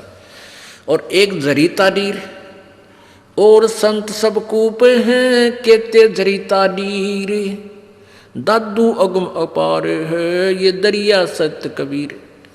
और दूसरे जरीता नीर, जरीता माने झरने से निकला हुआ छोटा मोटा नाला। और कबीर परमात्मा को दरिया समझो कि दरिया में नदी से कितना इतना पानी प्रयोग, जल प्रयोग करो, चाहे नहर भी निकाल लो और पशु भी नहा धो लो, उसमें सिंचाई भी कर लो, तो भी जल अंत नहीं होता। यानी पूर्ण समर्थ हैं कबीर जी। और भी संत छोटी मोटी सिद्धियों से ईश्वरीय शक्ति युक्त नजर आते हैं, लेकिन वो काम चलाऊ सरकार होते हैं।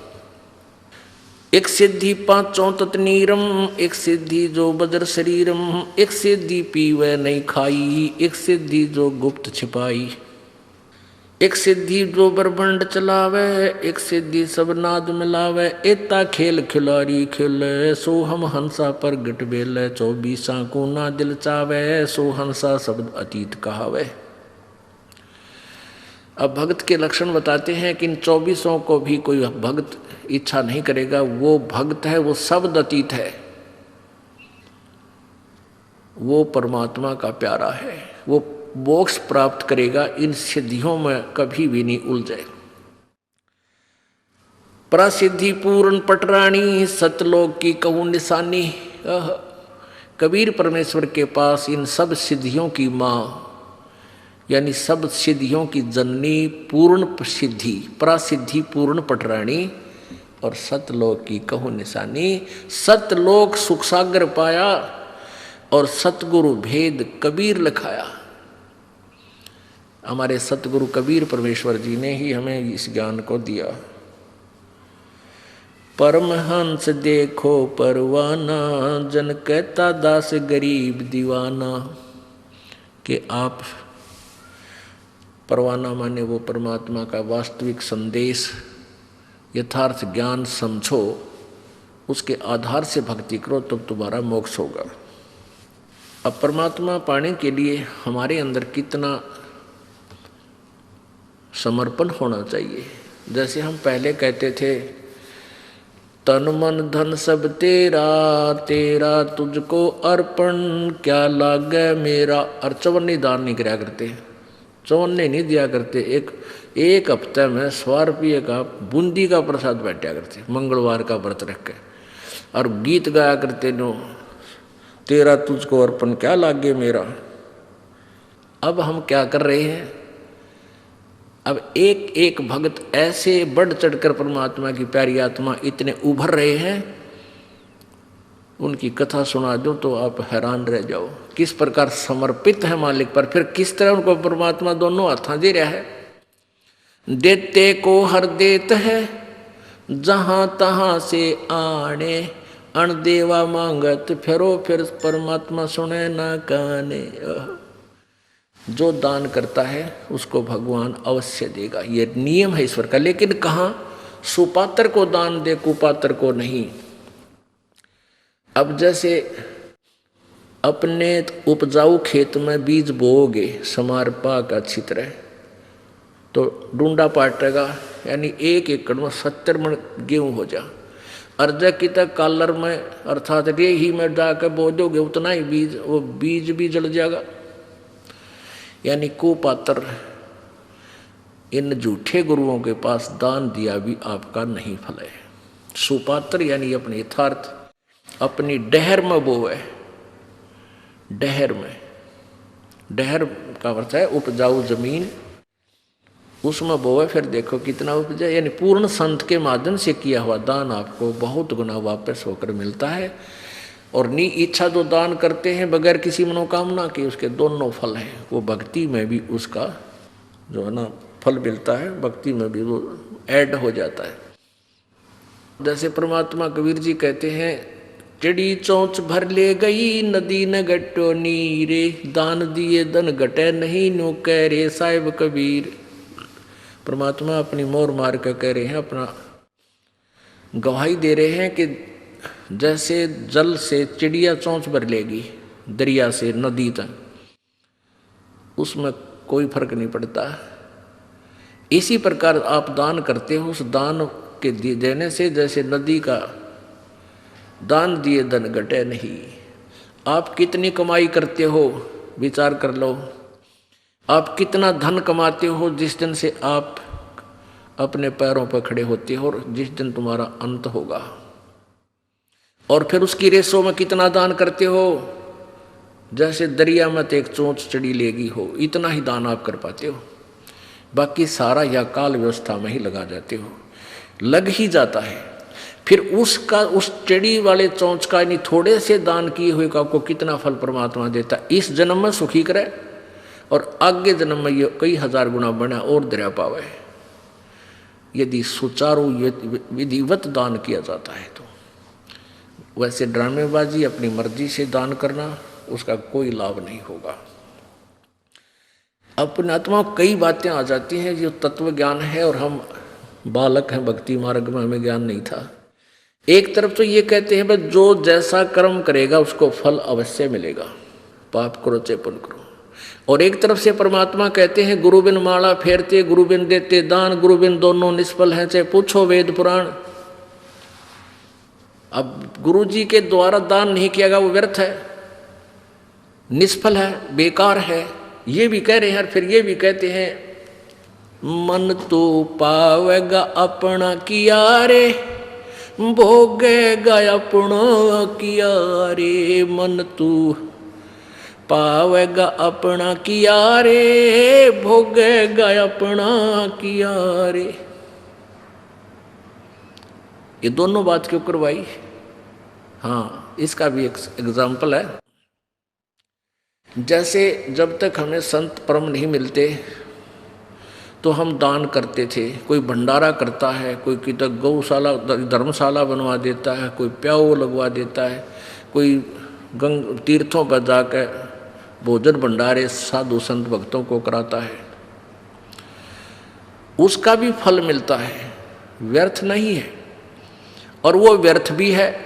ये दोनों बात कैसे हैं? ऐसे हैं कि जैसे किसी ने पुण्य बहुत कर दिया और परम संत मिला नहीं, झूठे गुरुओं का भी आड़ ले ली, झूठे गुरु भी बना रखे हैं, वो नकली हैं, तो वो क्या होगा कि उसका किया हुआ पुण्य उसे अवश्य मिलेगा। अगले जन्म में वो कुत्ता बन जाएगा। आपने देखा होगा कई कुत्ते, ड्राइवर तो होता मनुष्य और कुत्ता बैठा है माल्यकाली का सीट पे, बैक सीट पे, और शीशे में झांकी में गन्नू देखा है बैठ के, बाढ़ मुँह काट गए, और मनुष्य उसका ड्राइवर है और उसका पालतू कुत्ता। और उस कुत्ते के लिए अलग से एक रूम होता है और 2 हफ्ते में 2 बार वेटरनरी सर्जन यानी डंगरा का डॉक्टर उसकी चेकअप करके जाता है। 3 बार उसका स्नान कराया जाता है, सुबह सुबह सैर सपट्टे करा के लाता है और बढ़िया भोजन आहार उसको मिलता है। जन साधारण मनुष्य को भी इतना अच्छी ट्रीटमेंट, इतनी सुविधा नहीं मिलती जो कि उस कुत्ते को मिली हुई है। अब उस नालायक प्राणी ने दान तो किया और उस दान का, उस पुण्य का फल भी उसको मिल गया, पर मिला कुत्ते के रूप में। यदि वो परम संत की शरण में होता तो उसको मान ले पार ना होता तो ये सुविधा मिलती, कार भी मिलती, वेटरनरी सारी सुविधाएं मिलती, कूलर लगा हुआ उसके रूम में ये भी मिलता, और जो आज कुत्ते के रूप में मिली उसने। और मनुष्य जीवन होता तो कहीं ना उस जन्म में किता न किता परमात्मा की प्यारी आत्मा को संत फिर मिल जाता। अब उसने दान किया, वो किया हुआ कर्म मिला, अपना किया हुआ पा लिया, लेकिन कुत्ते के रूप में। आज तो उसने सारी सुविधा मिल गई जो दान पुण्य किए थे, भंडारे भंडूरे, और अगले जन्म में वो सूअर बनेगा। फिर क्या मिलेगा? फिर वो मिलेगा जो बता भी नहीं सकते हम, यहाँ कहते हैं शर्म आवे, वो मिलेगा उसको खाने के लिए। तो कहने का भाव ये, परमात्मा हमें हर तरह से चौकस करना चाहते हैं कि जो तुम कर रहे हो फल वो भी मिलेगा, लेकिन वो फल यूजलेस होगा। गुरु बिन माला फेरते, गुरु बिन देते दाने, गुरु बिन दोनों निष्फल हैं, चाहे पूछो वेद पुराण। अब परम संत की शरण में आने के बाद और मोक्ष मार्ग की जो इच्छा रखते हैं उनको कितना समर्पण करना चाहिए। तन मन शीस ईश अपने पे, तन मन शीस ईश अपने पे, पहले में चोट चढ़ावे जब कोई राम भक्त गत पावे हो जी, जब कोई राम भक्त गत पावे हो जी। तन मन शीस ईश अपने पे, तन मन शीस ईश अपने पे, पहले में चोट चढ़ावे जब कोई राम भक्त गत पावे हो जी, जब कोई राम भक्त गत पावे हो जी। भाई सतगुरु तिलक अजप्पा माला, युक्त जटा रखवावे, सतगुरु तिलक अजप्पा माला, युक्त जटा रखवावे। जत को पीन सत का चोला, भीतर बेख बनावे जब कोई राम भगत गत पावे हो जी, जब कोई राम भगत गत पावे हो जी। भाई लोक लाज मर्याद जगत की, तरण ज्यों तोड़े बगावे, लोक लाज मर्याद जगत की, तरण ज्यों तोड़े बगावे। कामनी कनक जहर कर जाने, तब शहर अगमपुर जावे, जब कोई राम भगत गत पावे हो जी, जब कोई राम भगत गत पावे हो जी। कामनी कनक जहर कर जाने, तब शहर अगमपुर जावे, जब कोई राम भगत गत पावे हो जी, जब कोई राम भक्त गत पावे हो जी। तन मन शीस ईश अपने पे, तन मन शीस ईश अपने पे, पहले में चोट चढ़ावे जब कोई राम भक्त गत पावे हो जी, जब कोई राम भगत गत पावे हो जी। भाई जो पतिव्रता पति से राती, आन पुरुष ना भावे, जो पतिव्रता पति से राती, आन पुरुष ना भावे। बस पीहर में सुरत प्रीतम, न्यो कोई ध्यान लगावे, जब कोई राम भगत गत पावे हो जी, जब कोई राम भक्त गत पावे हो जी। भाई नंदा स्तुति मान बढ़ाई, मन से मारे गिरावे, निंदा स्तुति मान बढ़ाई, मन से मारे गिरावे। अष्ट सिद्धि की अटक न माने, वो आगे कदम बढ़ावे, जब कोई राम भक्त गत पावे हो जी, जब कोई राम भक्त गत पावे हो जी। भाई आशा नदी उलट के डाटे, आडा बंद लगावे,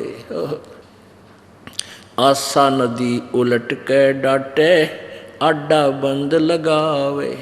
बव जल खार समुंदर माही, बोहर न खोड़ मिलावे, जब कोई राम भक्त गत पावे हो जी, जब कोई राम भक्त गत पावे हो जी।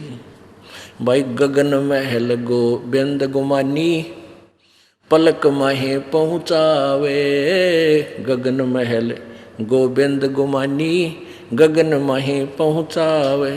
नित्यानंद माटी का मंदिर, ये नूर तेज हो जावे, जब कोई राम भगत गत पावे हो जी। अब क्या बताते हैं, देखो नित्यानंद जी ये विष्णु जी के उपासक थे, और जैसा कि आपको बताया जाता है कि खेल का मैदान है ये भगवान वाला। अब जो जिला स्तर पर खेलते हैं उनके भी नियम वही हैं, और जो इंटरनेशनल स्तर पर चले जाते हैं खिलाड़ी उनके भी मर्यादा और नियम यही होते हैं। तो ये सभी पर लागू हैं, ये इस तरह के जो क्रियाएं हैं तो सभी करेंगे तभी वो अपने इष्ट धाम को प्राप्त कर सकेंगे।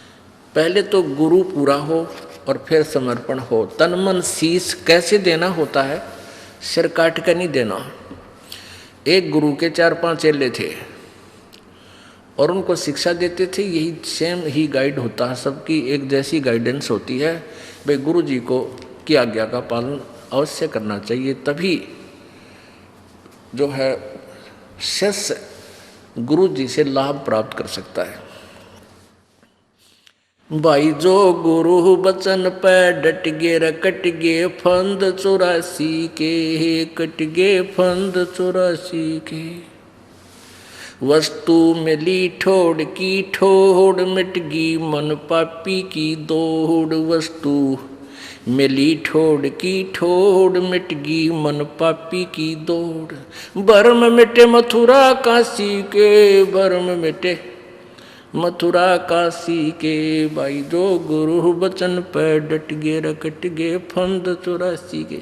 यानी इस तरह की कथाएं तो आम व्यक्ति भी बताता रहता है कि जो परम संत की बात को स्वीकार कर लेता है और गुरु जी के वचन का पालन करता है, आज्ञा का पालन करता है, वही गुरु जी जैसा भी जिस सत्र का वो गुरु है वो उसका लाभ भी शिष्य तभी प्राप्त करता है। तो एक दिन उस शिष्य गुरुदेव ने उन चेलों को यही कथा सुनाई, भाई गुरु जी की आज्ञा का पालन तो शिष्य नहीं करता, उसकी भक्ति नष्ट हो जाती है। और कुछ देर के बाद कहता है कि बच्चों आओ, तुम एक मेरा आदेश है कि मेरे सिर में 5-5 जूते मारो। अब चेले राम फंस गए धर्म संकट में। अब भाई गुरु जी का नहीं हाथ कर दिया तो बात बिगड़ गई, और आज्ञा का पालन ना हुआ तो नाश हो गया। बैठे रहे, सन्नाटा छा गया। अब गुरु जी कहता है तुम नहीं क्या शिक्षा दिया करता मैं, भाई बस हो गए फेल सारे। अब बैठे रहे, एक चेला उठा अपना जूता निकाल के और गुरु जी के चरणों के पास बैठ कर अपने सिर में 5 मारे, पट पट। अब गुरु जी कहने लगे भाई डंडी मत मारा, मन मेरे सिर में कहा था तेरे में नहीं। तो वो चेला कहता है दास का शीश भी तो आप ही का तो है। तो ये विवेक से समर्पण करना है, इतनी ही बात है कि गुरु जी की आज्ञा का यही पालन है कि जैसे गुरु जी कहे उस प्रत्येक मर्यादा का पालन करें। अब गुरु जी क्या कहेंगे, बेटा भक्ति कराया करो, परमात्मा ना भूलियो, बुराई छोड़ दो, बीड़ी शराब मांस तम्बाकू मत पीना। जब तुम ये ना मानोगे तो फिर किसी भगत क्यों डरे हो, यहाँ आने का फायदा क्या तुम्हारा। तो ये आज्ञा का पालन तक ये शीश देना है। और भाई सत्संग में जरूर आया करो, 100 काम छोड़ कर आया करो, ये आदेश होता है गुरु जी का। और यही पालन नहीं करोगे फिर भगत किसे, फिर लाभ इसे टिंडे मिलेंगे तुम न जिसे करोगे। अब क्या बताते हैं, तन मन शीस ईस अपने पे पहले में चोट चढ़ावे, जब कोई राम भगत गत पावे। यानी ये ब्लाइंड फेथ का मार्ग है, भक्ति मार्ग। ब्लाइंड फेथ गुरु जी पर करना होगा। अब इस ब्लाइंड फेथ का लाभ उठा लिया नकली गुरुओं ने। अब भगत श्रद्धालु चले जाते हैं, गुरु जी जो कहते हैं भाई सही है। देखा है लाखों करोड़ों शिष्य ऋषि नकलियाँ के फंसे बैठे हैं, उनकी कोई थ्योरी नहीं, ABC नहीं जानते हुए, और वहाँ बेचारे नहीं बैठे रहते। वह गुरु जी जो कहते हैं सही है, क्योंकि वो श्रद्धालु गणे हैं, वो पुण्य आत्मा ज़्यादा है।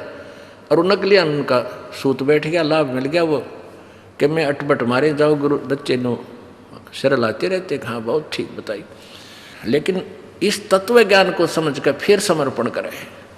फिर अग्रम अग्रम नहीं रहने चाहिए। जिस दिन नाम ले लेते हो आप, उसके बाद नाम लेने से पहले हमने इतने ग्रंथ बना रखे, सारे पढ़ कर देख लो। बना तो भगवान ने रखे थे, हमने तो उनको सरलार्थ करके सिंपल वे से समझा के एक पुस्तक बना रखी है। पहले पूरी अपना सारा संशय दूर करके फिर नाम लेना चाहिए, फिर समर्पण करें जब आपका बात समझ में आ जाता है। और नाम लेने के बाद फिर तुम सोचते हो ऐसा नहीं होता, गुरु जी क्या बता रहे हैं ऐसा ठीक नहीं है, वहाँ भी आपका नाम खंड हो रहा है। फिर ब्लाइंड फेथ करना चाहिए आपने। गुरुजी जो करे फाइनल, क्योंकि आप तो बालक हो, गुरुजी एक टीचर होता है। आप टीचर किस दृष्टिकोण से आपको समझा रहा, आपकी बुद्धि वहाँ पहुँच भी नहीं रही, इसलिए आप यूँ कह रहे हो ना ऐसा तो ना लगता, ऐसा तो ठीक नहीं है। तो ये नहीं होना चाहिए। ये तो नाम लेने तो पहले होना चाहिए आप में, उसकी पूरी क्लियर करो उस कंसेप्ट को, फिर नाम ले लो। तो क्या बताते हैं भाई, सतगुरु तिलक अजप्पा माला युक्त जटा रखवावे। अब जैसे ऊपर बाल बूढ़ रखवाले हैं, इतने बड़े बड़े दाढ़ी बढ़वाली, या केवल एक कोपीन बांध कर सारा नी वस्त्र रहते एक लंगोट बांध लिया, कहते हैं ये लोग दिखावा करने की आवश्यकता नहीं है। सतगुरु तिलक, तिलक जैसे आप लगाते हैं यहाँ माथे पे बिंदी सी, कहते हैं गुरु जी को यहाँ रखो, यानी शीश सिर पे माथे का तिलक, यानी अति पूजनीय सतगुरु तो तेरा तिलक होना चाहिए, यानी उसको समर्पण होना चाहिए तेरा सब कुछ। और अजप्पा माला जो नाम दे रखा श्वास का, वो अजप्पा माला, अजप्पा जाप होता है, वो तेरी माला, उसका स्मरण करता रहना। और युक्त जटा रखवावे, युक्ति जो साधन गुरु जी ने बताया है, जो विधि बताई है, वो तेरी जटा है, उसकी उसी तरह तू चल, यानी ऊपरली जटा की जरूरत नहीं। और जत को पीन, यानी एक इष्ट पर आधारित रहना। व्यभिचारिणी भक्ति मत करना, गीता जी में भी मना किया है। जो अव्यभिचारिणी भक्ति करते हैं वही उस परम पिता को प्राप्त होते हैं। व्यभिचारिणी भक्ति होती है एक इष्ट की बजाय 36 इष्ट, 36 देवताएं पूजा करे, वो व्यभिचारिणी। जैसे एक लड़की अपने पति पर आश्रित ना हो करके अन्य पुरुष गमन करती हैं, तो वो व्यभिचारिणी कहलाती है। तो कहते हैं ऐसे नहीं चलेगा, केवल एक इष्ट और एक ही गुरु, नथिंग एल्स, जो वो बताओ वही करना होगा। तो यहाँ कहते हैं जत को पीन और सत का चोला, यानी पूरा खरा रहे, बकवाद नहीं करे, मन में दोष नहीं रखे, और भीतर वेख बनावे, अंदर अंदर साधु बने, बाहर दिखावा नहीं, नम्रता आवे, शुद्धता आवे, बुराई से दूर हो, चोरी चप्पा जारी नहीं करे, झूठ नहीं बोला, ये तेरा अंदर भेख बनावे। सत्य, सत का चोला भीतर भेख बनावे। फिर क्या कमाल करते हैं, क्योंकि ये मर्यादा करनी पड़ती है, लोक लाज मर्यादा जगत की, और तरण जो तोड़ बगावे। जैसे मीराबाई ने तोड़ी एक ठाकरों के घर में जन्म होके, और रविदास जी एक शूद्र जाति के महात्मा से नाम लिया, उसने लोक लाज को डीकड़े की तरह तोड़ के फेंक दिया और वो परमात्मा पाई। लोक लाज मर्यादा जगत की, जो हमने मर्यादा बना रखी है, क्या बना रखी है, बात में जाओगा भाई, और बेबे बहन वहाँ पटड़ा बिछाओगी, और नू कहेगी भाई आड़े खड़ा और मैं तेरी पूजा करूँगी, उसका तिलक लावेगी, उसकी आरती करेगी। क्यों? एक 4 अन्य फालतू दे दे भाई, सारा रोला यूँ है। अरे ओ भाई पहले भी वही था, आज भी वही है। आपका बहन भाई का एक नाता विशेष हो है, इनका हक है आप भाई जावे अपनी बहन के दुख में पहले दुखी हो जाकर, बात वाले दिन क्यों ड्रामा करे। पहले पूछा बेबे तेने पैसे की आवश्यकता वो बता, और चीज़ चाहिए वह बता, उसकी आवश्यक वस्तु पहले ही प्रबंध कर दे, उस दिन ड्रामा नहीं करे। तो ये इस तरह की जो कहानी है, ये लोक लाद, ये मर्यादा जगत की बनाई हुई मर्यादाओं को ये नहीं करे। जैसे रक्षाबंधन बनाती है बहनें, भाई पर जाती है, भाई का रक्षाबंधन बांधती है कि तू मेरी रक्षा करिए। एक बहन कह रही थी रक्षाबंधन को मैं घर गई हुई थी अपने भाई का रक्षाबंधन बांधने के लिए, और भाई दुर्घटना में ग्रस्त हो गया, भाई की लाश मेरे पास आ गई। बताओ वो ईब समझ में आवा है कि वो बेचारा मेरी रक्षा कहाँ करेगा जो अपनी ना कर सके। तो क्यों ना उस परमात्मा के बांधे हम जाकर रक्षाबंधन, कबीर परमात्मा की शरण में आए, उस सूत्र से बन जाए जो सबकी रक्षा करता है। तो इस तरह की जो मर्यादाएं हैं ये हमने तरण की तरह यानी डीकड़ा सा तोड़ कर फेंकना पड़ेगा। ज्यों पति बरता पति से राती आन पुरुष ना बावे। कैसे साधना करते हैं, कहते बस है पीहर में सुरत प्रीत में नो कोई ध्यान लगा। ये हमारा मेडिटेशन। जैसे लड़की का ब्याह हो गया, शादी कर दी, पति के पास चली गई, फिर वह महीने 20 दिन के अपने घर के लिए अपने पीहर आ जाती है, मायके आ जाती है, तो उसका एक पल भी अपने पति से दूर मन नहीं होता। और ना घर क्या न बेरा उसके मन में क्या सोच रही है, क्योंकि स्वाभाविक होता है। बच्चा जहाँ रहने लग जाता है वहाँ हर एक क्रिया में उसका ध्यान रहता है, भाई भैंस ना प्याई होंगी, फलाना काम ना कराया होगा, पति कदे भूखा रह गया हो, यानी 100 तरह की उस मन में उसको पता भी नहीं को वो क्या सोच रही है। तो जो पति भरता पति से रहती आन पुरुष निभावे, चाहे सोने का बन के खड़ा हो जाए दूसरा पुरुष, और पति भरता लड़की के मन में वो स्वप्न में भी नहीं आ सकता।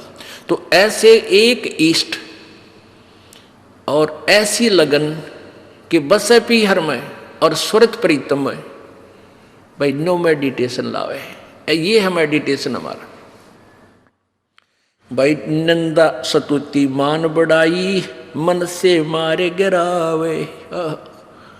मान लिया आपकी कोई निंदा करता है, करने दे, बालक है इसने इतना बेरा है। और कोई आपकी सुखी बड़ाई करता है, भाई वो बड़ाई करे समझ लो कि मैं मांगण आया तेरे पे, सिद्ध है गायो, ये पति सीधी सी बात समझ लो संसारिक लोगों की। अगर आपकी बड़ाई करता है तो आपसे कुछ वस्तु इसने प्राप्त करनी है, ना तो यू कोई नहीं डूम की तरह गीत गावे। और वैसे कोई निंदा कर रहा है तो भाई यूँ करता है, कहाँ धक्के खान जावे है वहाँ के रखा है, देखो वो तीसरे दिन सत्संग में जावे है। वो निंदा करता है तो उसकी तरफ भी ध्यान नहीं दे, करने दे, इसलिए करता रहेगा। इसको क्या पता बालक है। निंदा स्तुति और मान बढ़ाई, मन से मार गिरावे, अष्ट सिद्धि की अटक ना माने, आगे कदम बढ़ावे। इन 8 सिद्धियां बेरा था कि इन 8 सिद्धि भी आ जाता तो भी इसकी तरफ ध्यान नहीं दे, भक्ति में मोक्ष की तरफ चले। बोलो सतगुरुदेव।